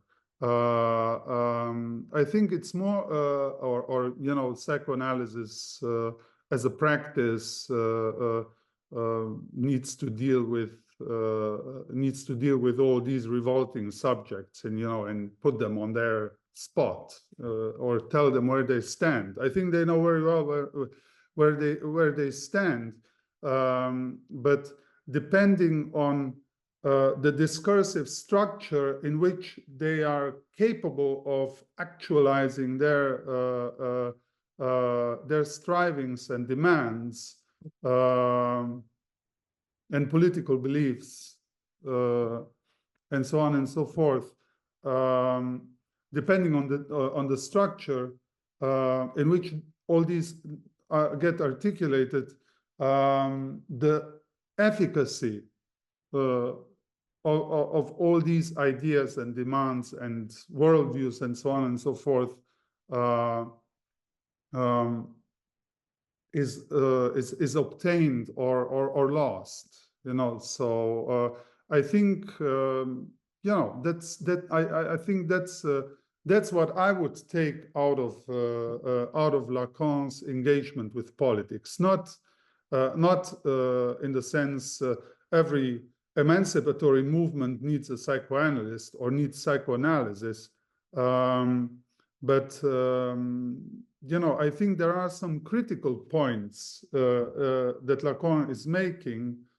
And the problem is that he's making them, to repeat myself, in a very cynical way. And I think one has to look into them and try to check if there is something there beyond mere cynicism. And if we think it's not, we can say, well, thank you very much, to not say the other F word. Monsieur Lacan, we do not need this. This is not constructive. I wouldn't say that Lacan is from beginning to the end, to be affirmed. There's a lot of trash in there. Sure. Yeah, especially the bombastic quality of his provocations with the left, such as you desire a new master, you will invent one for yourself, has actually led some people to think like, yeah, we need a master. We need to face that fact, which is actually, I think, a profound misreading of what Lacan is saying about mastery. Well, I think also there is this tick, let's put it, this kind of automatic reaction that when we hear the word master, it's, oh my God, it's domination, it's subjugation, it's exploitation, and so on and so forth. A signifier is what represents a subject for another signifier. It doesn't mean all that. It doesn't mean subjugation. It doesn't mean enslavement. It doesn't mean violence, and so on and so forth. It's also a formula that says something about this master signifier, the signifier that produces a subject. So the master's discourse can also mean a discourse that guarantees the consistency of symbolic order. But of course, it can also mean a discourse of exploitation. But that doesn't mean that the analytic discourse, now that is revolutionary, that is subversive. Hysteria, it's halfway there, but the analytic discourse, that's the anti-master's discourse. Look, it's even in the formulas. If you look at how the formulas are being ordered, the analytic discourse is the only one that you cannot deduce from the master's discourse, so it must be the opposite of mastery. It doesn't mean that psychoanalysis cannot turn sour, or that all psychoanalysts, just because they are psychoanalysts, are politically sane, or know how to do psychoanalysis without exploitation. I mean, transference. It's a very psychoanalytic phenomenon. We cannot have psychoanalysis without it. At the same time, it's a terrain where exploitation and relations of dependency, something that one would normally, associate with the master's discourse, is very not only probable, but it happens all the time. I personally know of examples. I'm not gonna discuss them here, but failed analysis where people ran out of analysis because there was an overstepping where the analyst wanted to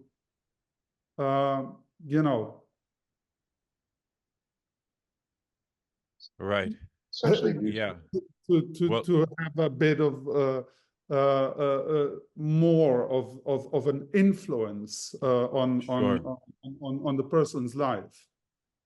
Yes. Yeah, it reminds me of the and I'll go to you right 1 second, Gareth, of the commentary Lacan makes on Wilhelm Reich, because there's this secretive book that's written anonymously against Wilhelm Reich by conservative Freudians. Yeah. Schmirgel is the last name of one of the analysts. I read this book, and of course, that's exactly one of the things they diagnose with the problems of Reich, which is that he slept with his patients and he didn't know how to manage the transference. But okay, Gareth, please. Sorry, go.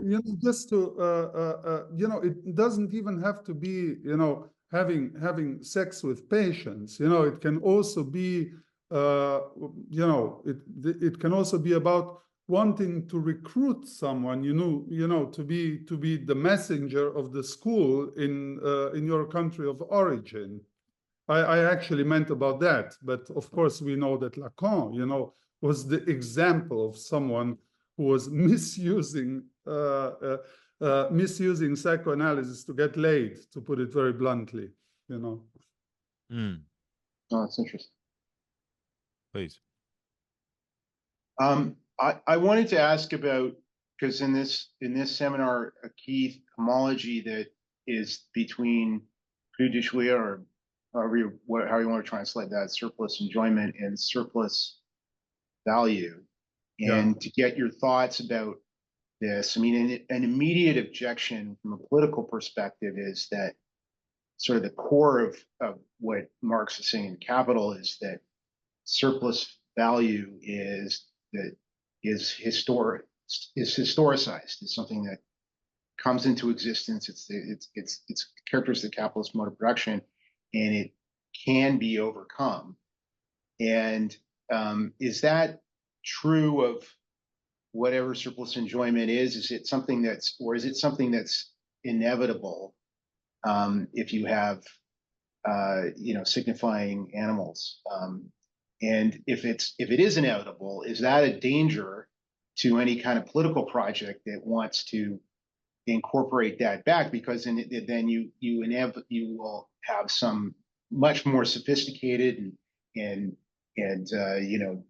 distorted, not in a very, very sophisticated way of essentially naturalizing these class social relations into, which is exactly what the project of the left was to undo, and which is, now we call capitalist realism now. But whatever form it, maybe this is a very, very sophisticated way of doing that, of reinscribing the necessity of this surplus value. No, absolutely. I mean, I actually would say that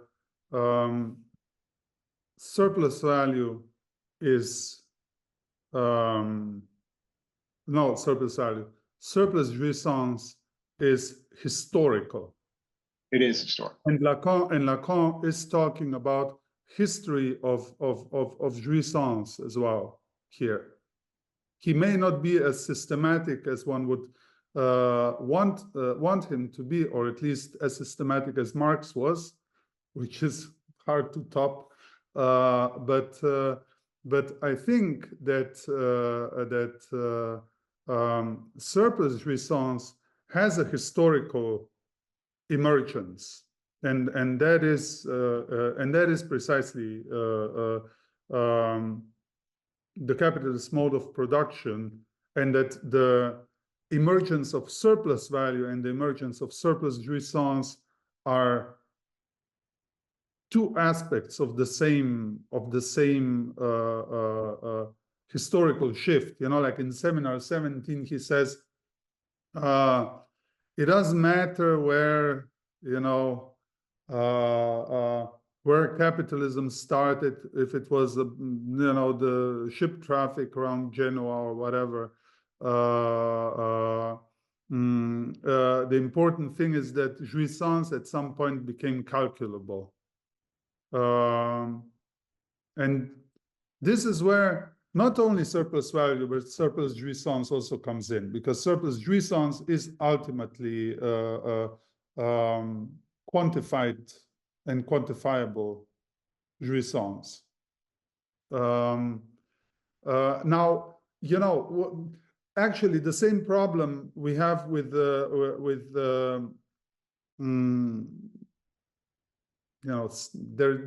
one could also very easily, trace capitalism, the origins of capitalism, into, way beyond the 15th century or 14th century. And we could easily conflate the abstraction that is surplus value with other abstractions that go back to ancient Greece. That's right. Also a bit of a Zoneretel's problem, who basically sees the grounding of the problem in Greek mathematics and the emergence of abstract thought. Which then again, one would say, well, why here? I mean, Egyptians already had mathematics. Chinese already had mathematics. Then it goes, the problem is the history of abstractions and the metamorphosis of abstractions. And I think jouissance, the dependency of enjoyment on the symbolic order, or on the symbolic as an abstraction, is part of this, or a layer of this history. Of course, I mean, one could also say, sorry, just to add this, there is a footnote, or I think it's in a footnote in Marx's Capital, where Marx basically says, well, Aristotle already saw the problem when he was criticizing chrematistics. Right. And, and there's all this debates, and Gyrus Benaggi, I think, is like explicitly trying to argue that it goes back to the Roman Empire or whatever, capitalism. But if is there anything in Lacan that's analogous to the expropriation of the expropriators, as some kind of concept of how surplus jouissance would ultimately, cease to exist as a historical phenomenon, or is it just seems like, and I'm granting that I don't understand this very well, but it just seems like it's inherent. You're not going to get past it, and that's the political question. I wouldn't say one cannot get past surplus jouissance, but of course this entire engagement with Marxism is, as many things in Lacan, a construction site. So basically, those who are interested in it can draw the consequences. But I think if we take Lacan's remark from television, for instance, where he says that analysis is involved in an effort to exit the psychoanalytic discourse, then part of this effort and part of this exit is an exit from surplus jouissance and the regime of exploitation that surplus jouissance implies. This doesn't mean that we will get into a regime where jouissance will be, or enjoyment will be, all of a sudden synonymous to fun or pleasure without negativity. Just as it doesn't mean that exiting, capitalism in accordance with Marxian lines will end up will lead us to a society without frictions, tensions, and conflicts and resentments and so on and so forth. But yeah, I mean, I would definitely say that there are some sort of foundations for history of jouissance in Lacan that unfortunately are not very much developed. But one could guess, if one reads him, one doesn't have to, force the texts that are delivered to us in order to see that he was aware of this historical dimension. Yeah, I mean, it always reminds me of Badiou's famous accusation that for Lacan, ordinary unhappiness in capitalism is sufficient, playing off of Freud's thing, and that Marxist activity doesn't require psychoanalysis as a modality for the subject, because our direct engagement in politics will produce something greater than ordinary unhappiness. But you're such a romanticist. But isn't that why like politics is so rare and there are so few subjects? I mean, but you as a purist, I'm sorry, but you as a purist, politics is dirty. Politics is not a truth procedure. Politics is trash. I'm sorry, but I'm really I really think, with all the criticism that he addresses to the notion of romanticism, he is the biggest romanticist in the present. I mean, truth procedures, love. Oh, that's so funny. Purism. Yeah, that's funny.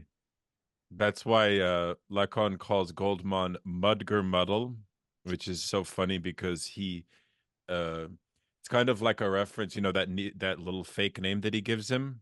You may remember that.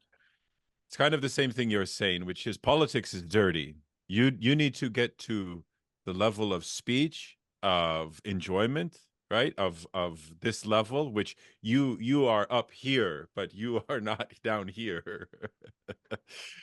Anyways, Jeff, go ahead. Thanks. And thanks for this presentation. It's been great and super interesting.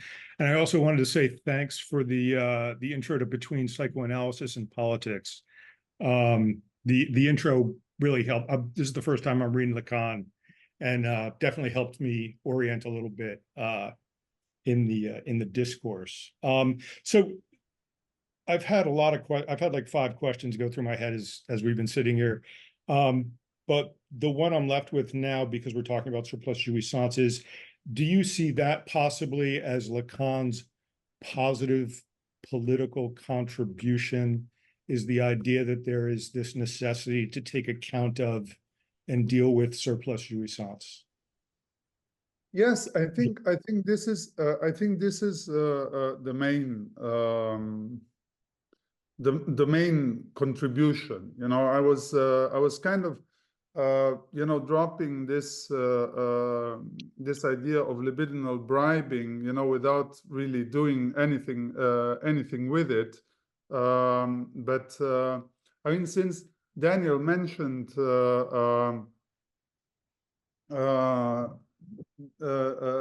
ressentiment earlier, in contemporary phenomena, political phenomena that involve ressentiment, we really can observe not only, how this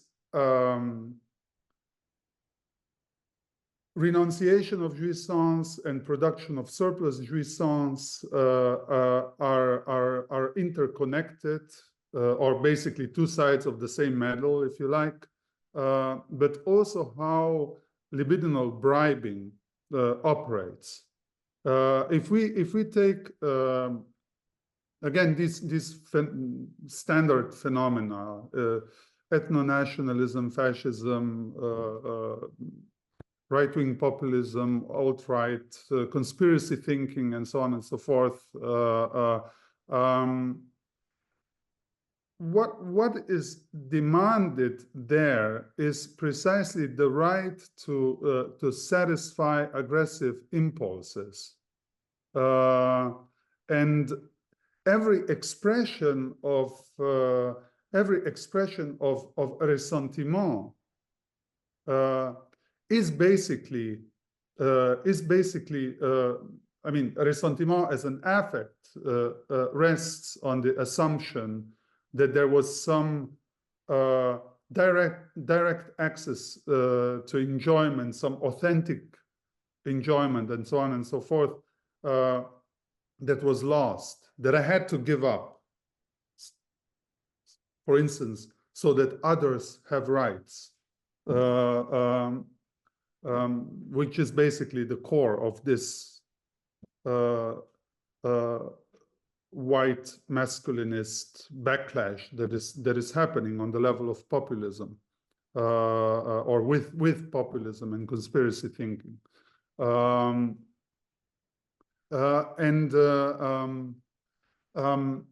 every expression of ressentiment is also a mode of enjoyment, or an exemplification of a satisfaction of this aggressive tendency. So that's the moment of bribing. I get my aggressive impulses satisfied, and in doing so, I am actually in perfect conformity with the aggressive directedness of the entire global capitalist system. It is basically me also being enjoyed in this in the practice of this aggressiveness. It is basically systemic enjoyment, individuated, so to speak. So in this sense, I'm being politically bribed, you know, to become a supporter of an extremely reactionary politics that is basically working against me, but at the same time, it is satisfying this aggressive impulse, or is basically telling me that the satisfaction of my aggressive impulses is already enough in order to cast the vote for the abolition of the most basic standards of political decency, and so on and so forth. And also, you know, it kind of resonates with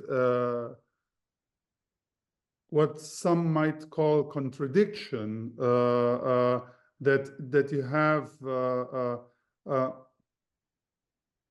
establishment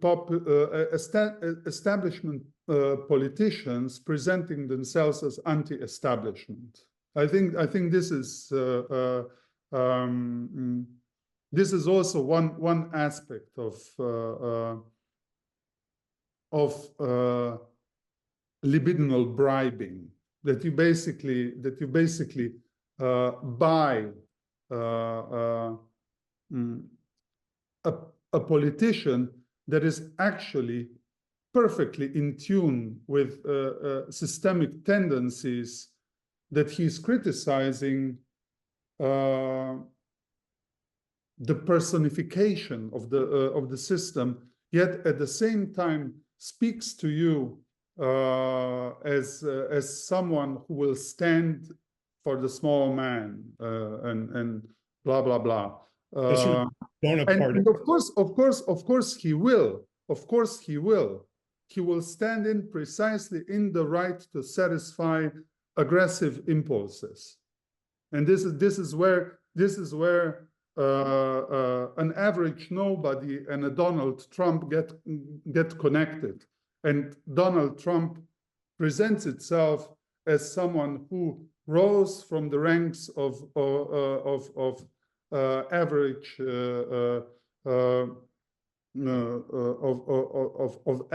this imaginary, inexistent average whatevers, you know.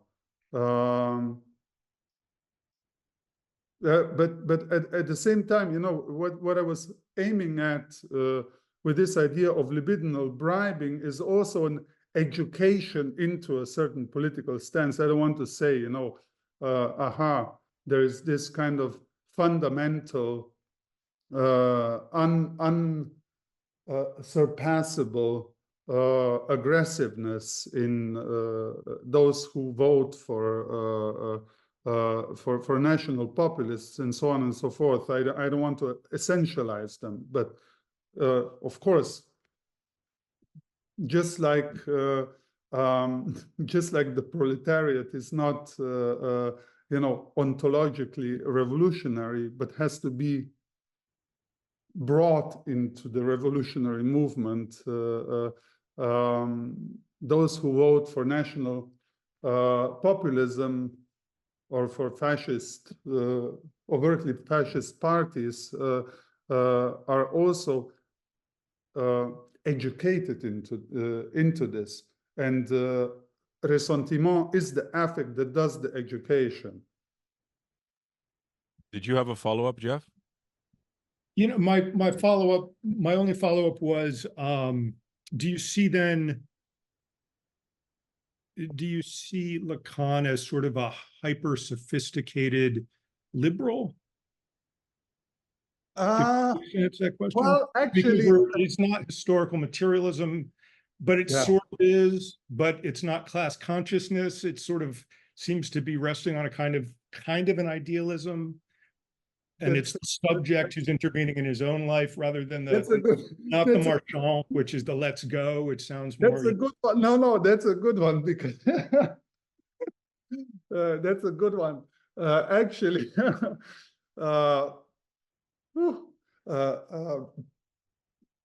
it's good that Lacan can save me in this issue, because he basically says repeatedly that he's not a progressist, that he's anti-progress, and that means that he is, you know, against a very essential, fundamental feature of political and also economic liberalism. And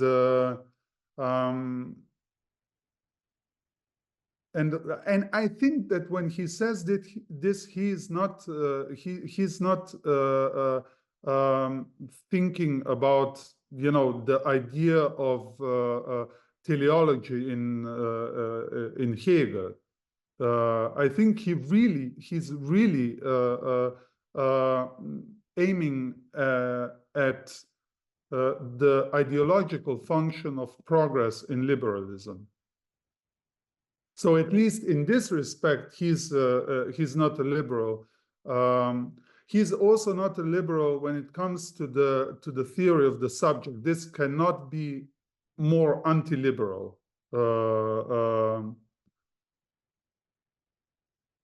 But whether there are other hidden liberal, you know, aspects to Lacan, I will leave that open. But I mean, I wouldn't want to read him as a liberal, and I think, you know, there is no, or I don't believe that you know, there is some sort of genuine Lacan. I think you have to go in there and decide what he is. So Lacan is the site of a struggle.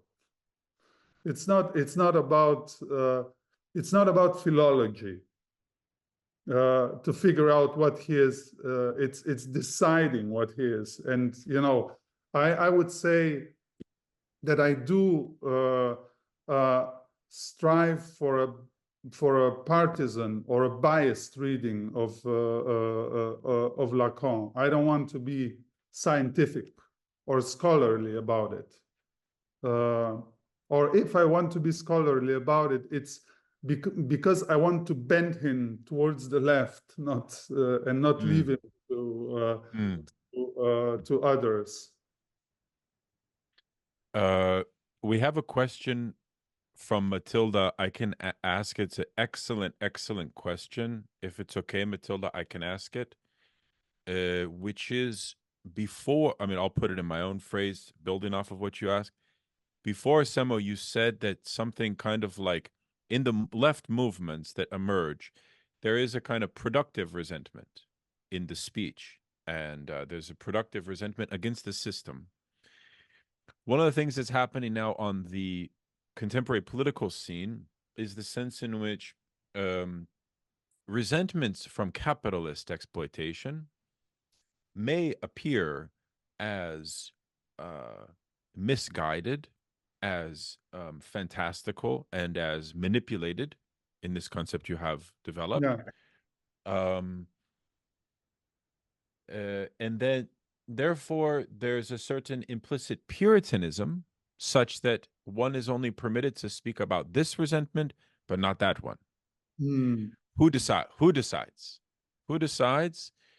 Is there an ideal form of resentment which everyone can accept? Of course not. Is the ideal resentment one that acts without the permission of the big other, without that guarantee, without the perverse master, without the Trump or whatever, right? So could you speak to something like productive resentments, you know? And the question here is like, are economic or class resentments and their libidinal bribing of the same nature as these other aggressions that you talked about? Is there something like abolition of servitude or the desire for freedom that is different than these kinds of resentments? Yeah, I mean, you know, when it comes, I mean, thank you. This, I really, you know,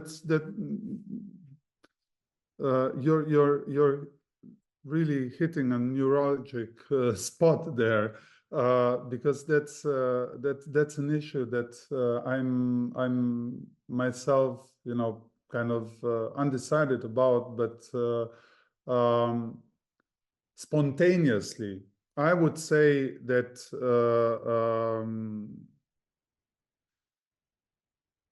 there is no, or well, not spontaneously. I think this is something that one can surely say. There is no ideal ressentiment.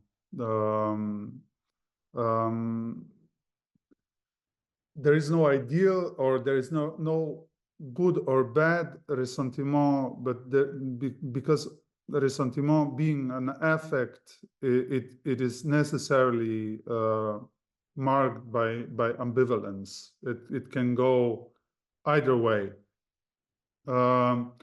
And because it is an affect, it's capable of transformation. Which means precisely transformation into another affect, and it is itself the result of a transformation of another affect. My tendency is actually to be skeptical towards a ressentiment, and I think that ressentiment is an affect where an otherwise emancipatory struggle starts to be exposed to failure or to risk, to corruption, let's say. Now I'm being the purist. But you know, like for instance, what affect confronts a subject or a social group with the real status or signals to others the real status of a social group, you know, that struggles in the social sphere. It's anxiety. It's not ressentiment. Ressentiment is always diverging towards a scapegoat. Whereas anxiety, when I experience anxiety, I am really confronting a real danger. This is also Lacan's point. I mean, Lacan, who never comments on ressentiment, so we can't really take him as you know, an authority in the field. But he does extensively comment on anxiety, as I assume you will know, and he defines anxiety as a signal of the real, or as an affect of the real. It's an affect that I experience when I encounter a real. And what real, you know, for instance, the real status, I assume, as a subject of the system in the eyes of this system, as a deplorable material. So, you know, when Hillary Clinton described Trump voters as a basket of deplorables, it was the system speaking, you know, and one can, of course, react to that with ressentiment, which, you know,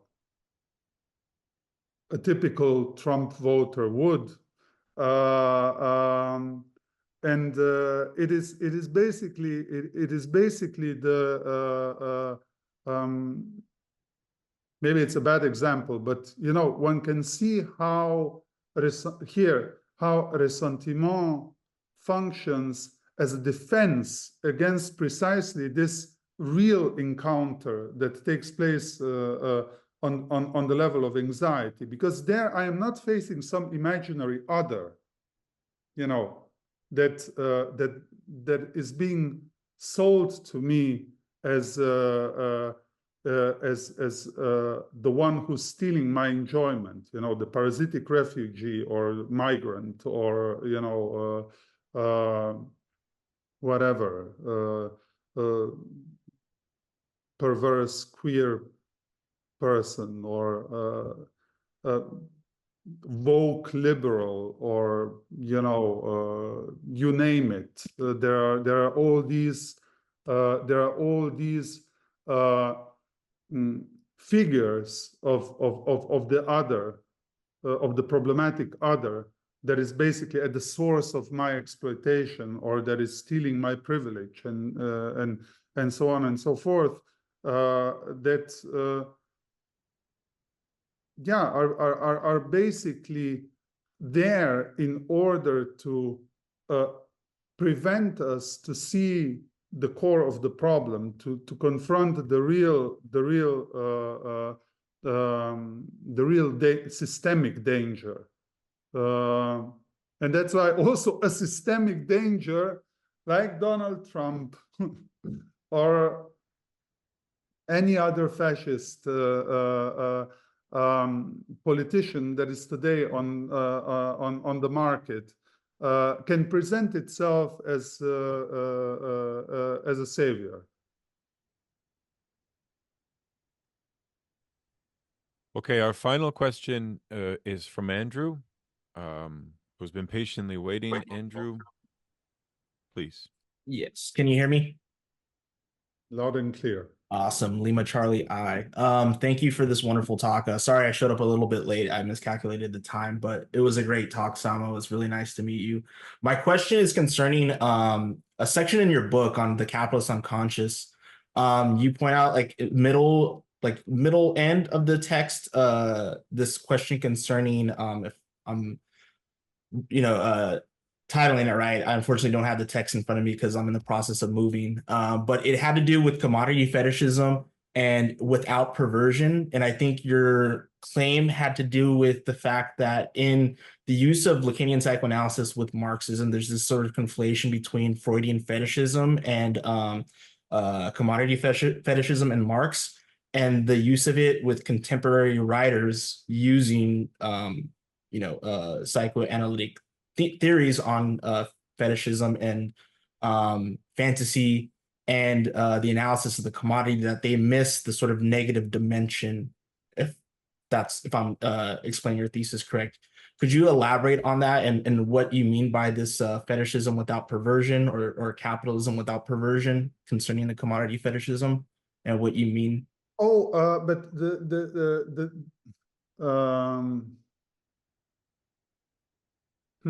Oh, well, now you're now because it makes me think of Slavoy's use of commodity fetishism in conjunction with disavow, and it seems like it was like a critique against that. Maybe not necessarily Slavoj, but that's what rung a bell, when I was reading that passage. No, well, actually, I mean the thing is, if I remember correctly, the context there is a criticism of what I think I call psychoanalytic generalizations, because there is this kind of discourse within Lacanian psychoanalysis, and that comprises a lot of like practicing analysts who then draw this the authority of these social diagnosis from clinical experience, or at least claim to do so. The discourse that talks about general psychosis, general perversion, general whatever. And basically claims contemporary social condition, they don't necessarily use the term capitalism, is a kind of generalized psychopathological or clinical structure. So structure of perversion, structure of psychosis, and then it would be, again, this the conclusion that capitalism is generalized something, generalized foreclosure of castration, generalized disavowal of castration, or general repression of castration, if we would talk about a generalized neurosis. But my point was rather, to talk about fetishism also in the psychoanalytic sense, from the viewpoint of, from a pre-perverse right. Viewpoint, which is everything, the entire discussion of fetishism before Freud. Now, of course, I mean, historically, the notion of the fetish has been introduced in the colonial discourse and was part of this entire strategy of primitivization of the colonized peoples, and also had a function in the history of religion, standing for this kind of most basic zero level of religious belief, but not the institutionalized religion, not the religion of abstractions, because in fetishism you have a concrete abstraction or a concrete object that is treated as an abstraction, which is why, you also have immediately this reproach, this is primitive belief, blah, blah, blah. And again, it's part of the liberal worldview, because then you progress away from fetishism to more developed forms of sophisticated, truer forms of religious belief. But I think that again, this is not so much the issue. Is just to remind us all of the broader context of fetishism. Sorry, I know that this is just the basics of this discourse. But I think Marx does come as a sort of antidote. Also when it comes to discussing the notion of fetishism or the fetish in Freud, because what psychoanalysts, that's my impression, often do is that they draw out of fetishism simply this kind of conclusion where perversion functions as a sort of, okay, we're done with castration. We bypassed it. We offer ourselves as this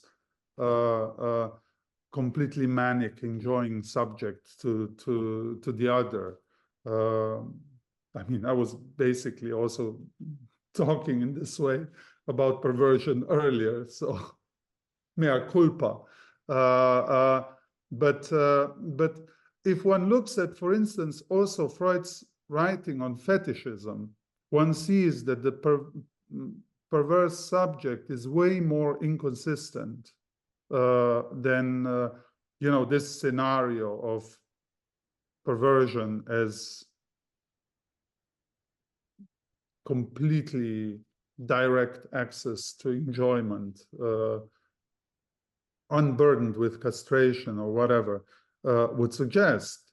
Because Freud says himself, a fetish is a memorial, that in the fetish castration erected a memorial for itself, which I find beautiful. As a formulation, so every time a fetishist sees the object fetish, he doesn't only see the absence of castration, he sees castration, so it's both. It sees the disappearance and the return of the castration. So one could say that we have the same issue with disavowal as we have with repression. That repression and return of the repressed are one and the same, and disavowal and the return of the disavowal is also, fetish is both. So that's why this entire thing about fetishism without perversion, without this conception or understanding of perversion as something that solved the problem of castration, and that we have this kind of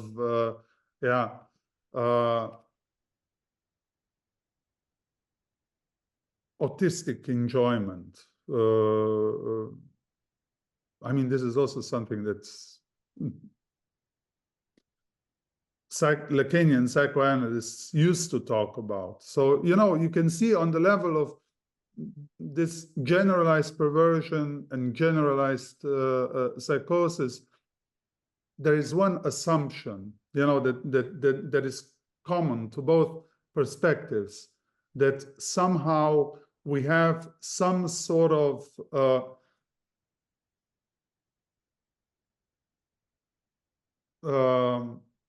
excessive relation to enjoyment, or that the subject is somehow excessively overflown with and overwhelmed by enjoyment. And in the good old days, this was not the case because there was castration, and now there's none. And yeah. Right, because like with the excess of the enjoyment, there's also, lack or loss, and that's like Freud 101 with like his theory of entropy and how like the excess of one system is like loss of another. And so you can see it, I guess, with that commodity of like at once being fetishized, but also encountering one's loss of enjoyment or lack of enjoyment. So the constant repetition of getting caught in the logic of commodity exchange, trying to pursue one's enjoyment. Yeah. Of course, of course. I mean, every commodity is reflecting. Is reflecting back both. Mhm. I mean, this kind of as an object of value, it's reflecting back this sublime surplus, and as a product of labor, it reflects back precisely, exploitation.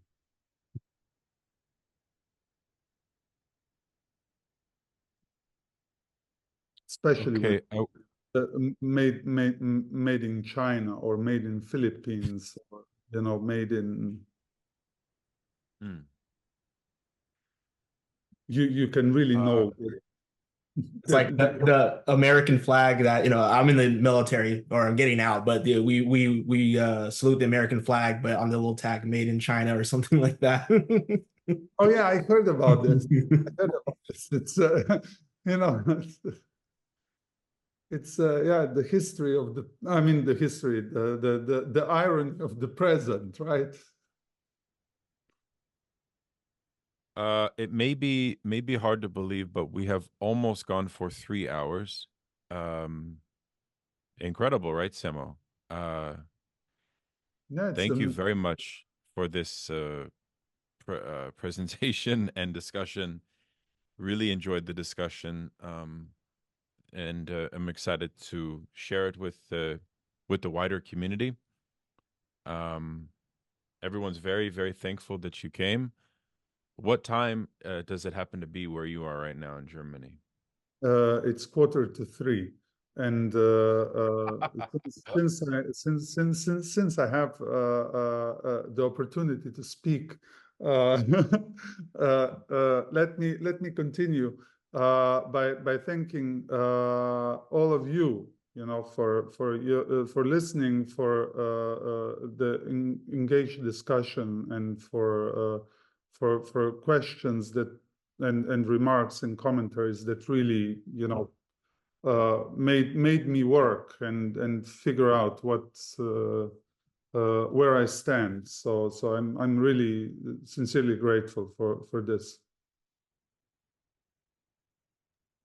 It's our pleasure, and we only hope that you return to for future engagements. And this is such an honor that you took this time to bring your thinking to us on this very difficult seminar, which we are definitely struggling to work through. And so we'll close, my friends, and thank you. Thank you. Until next time.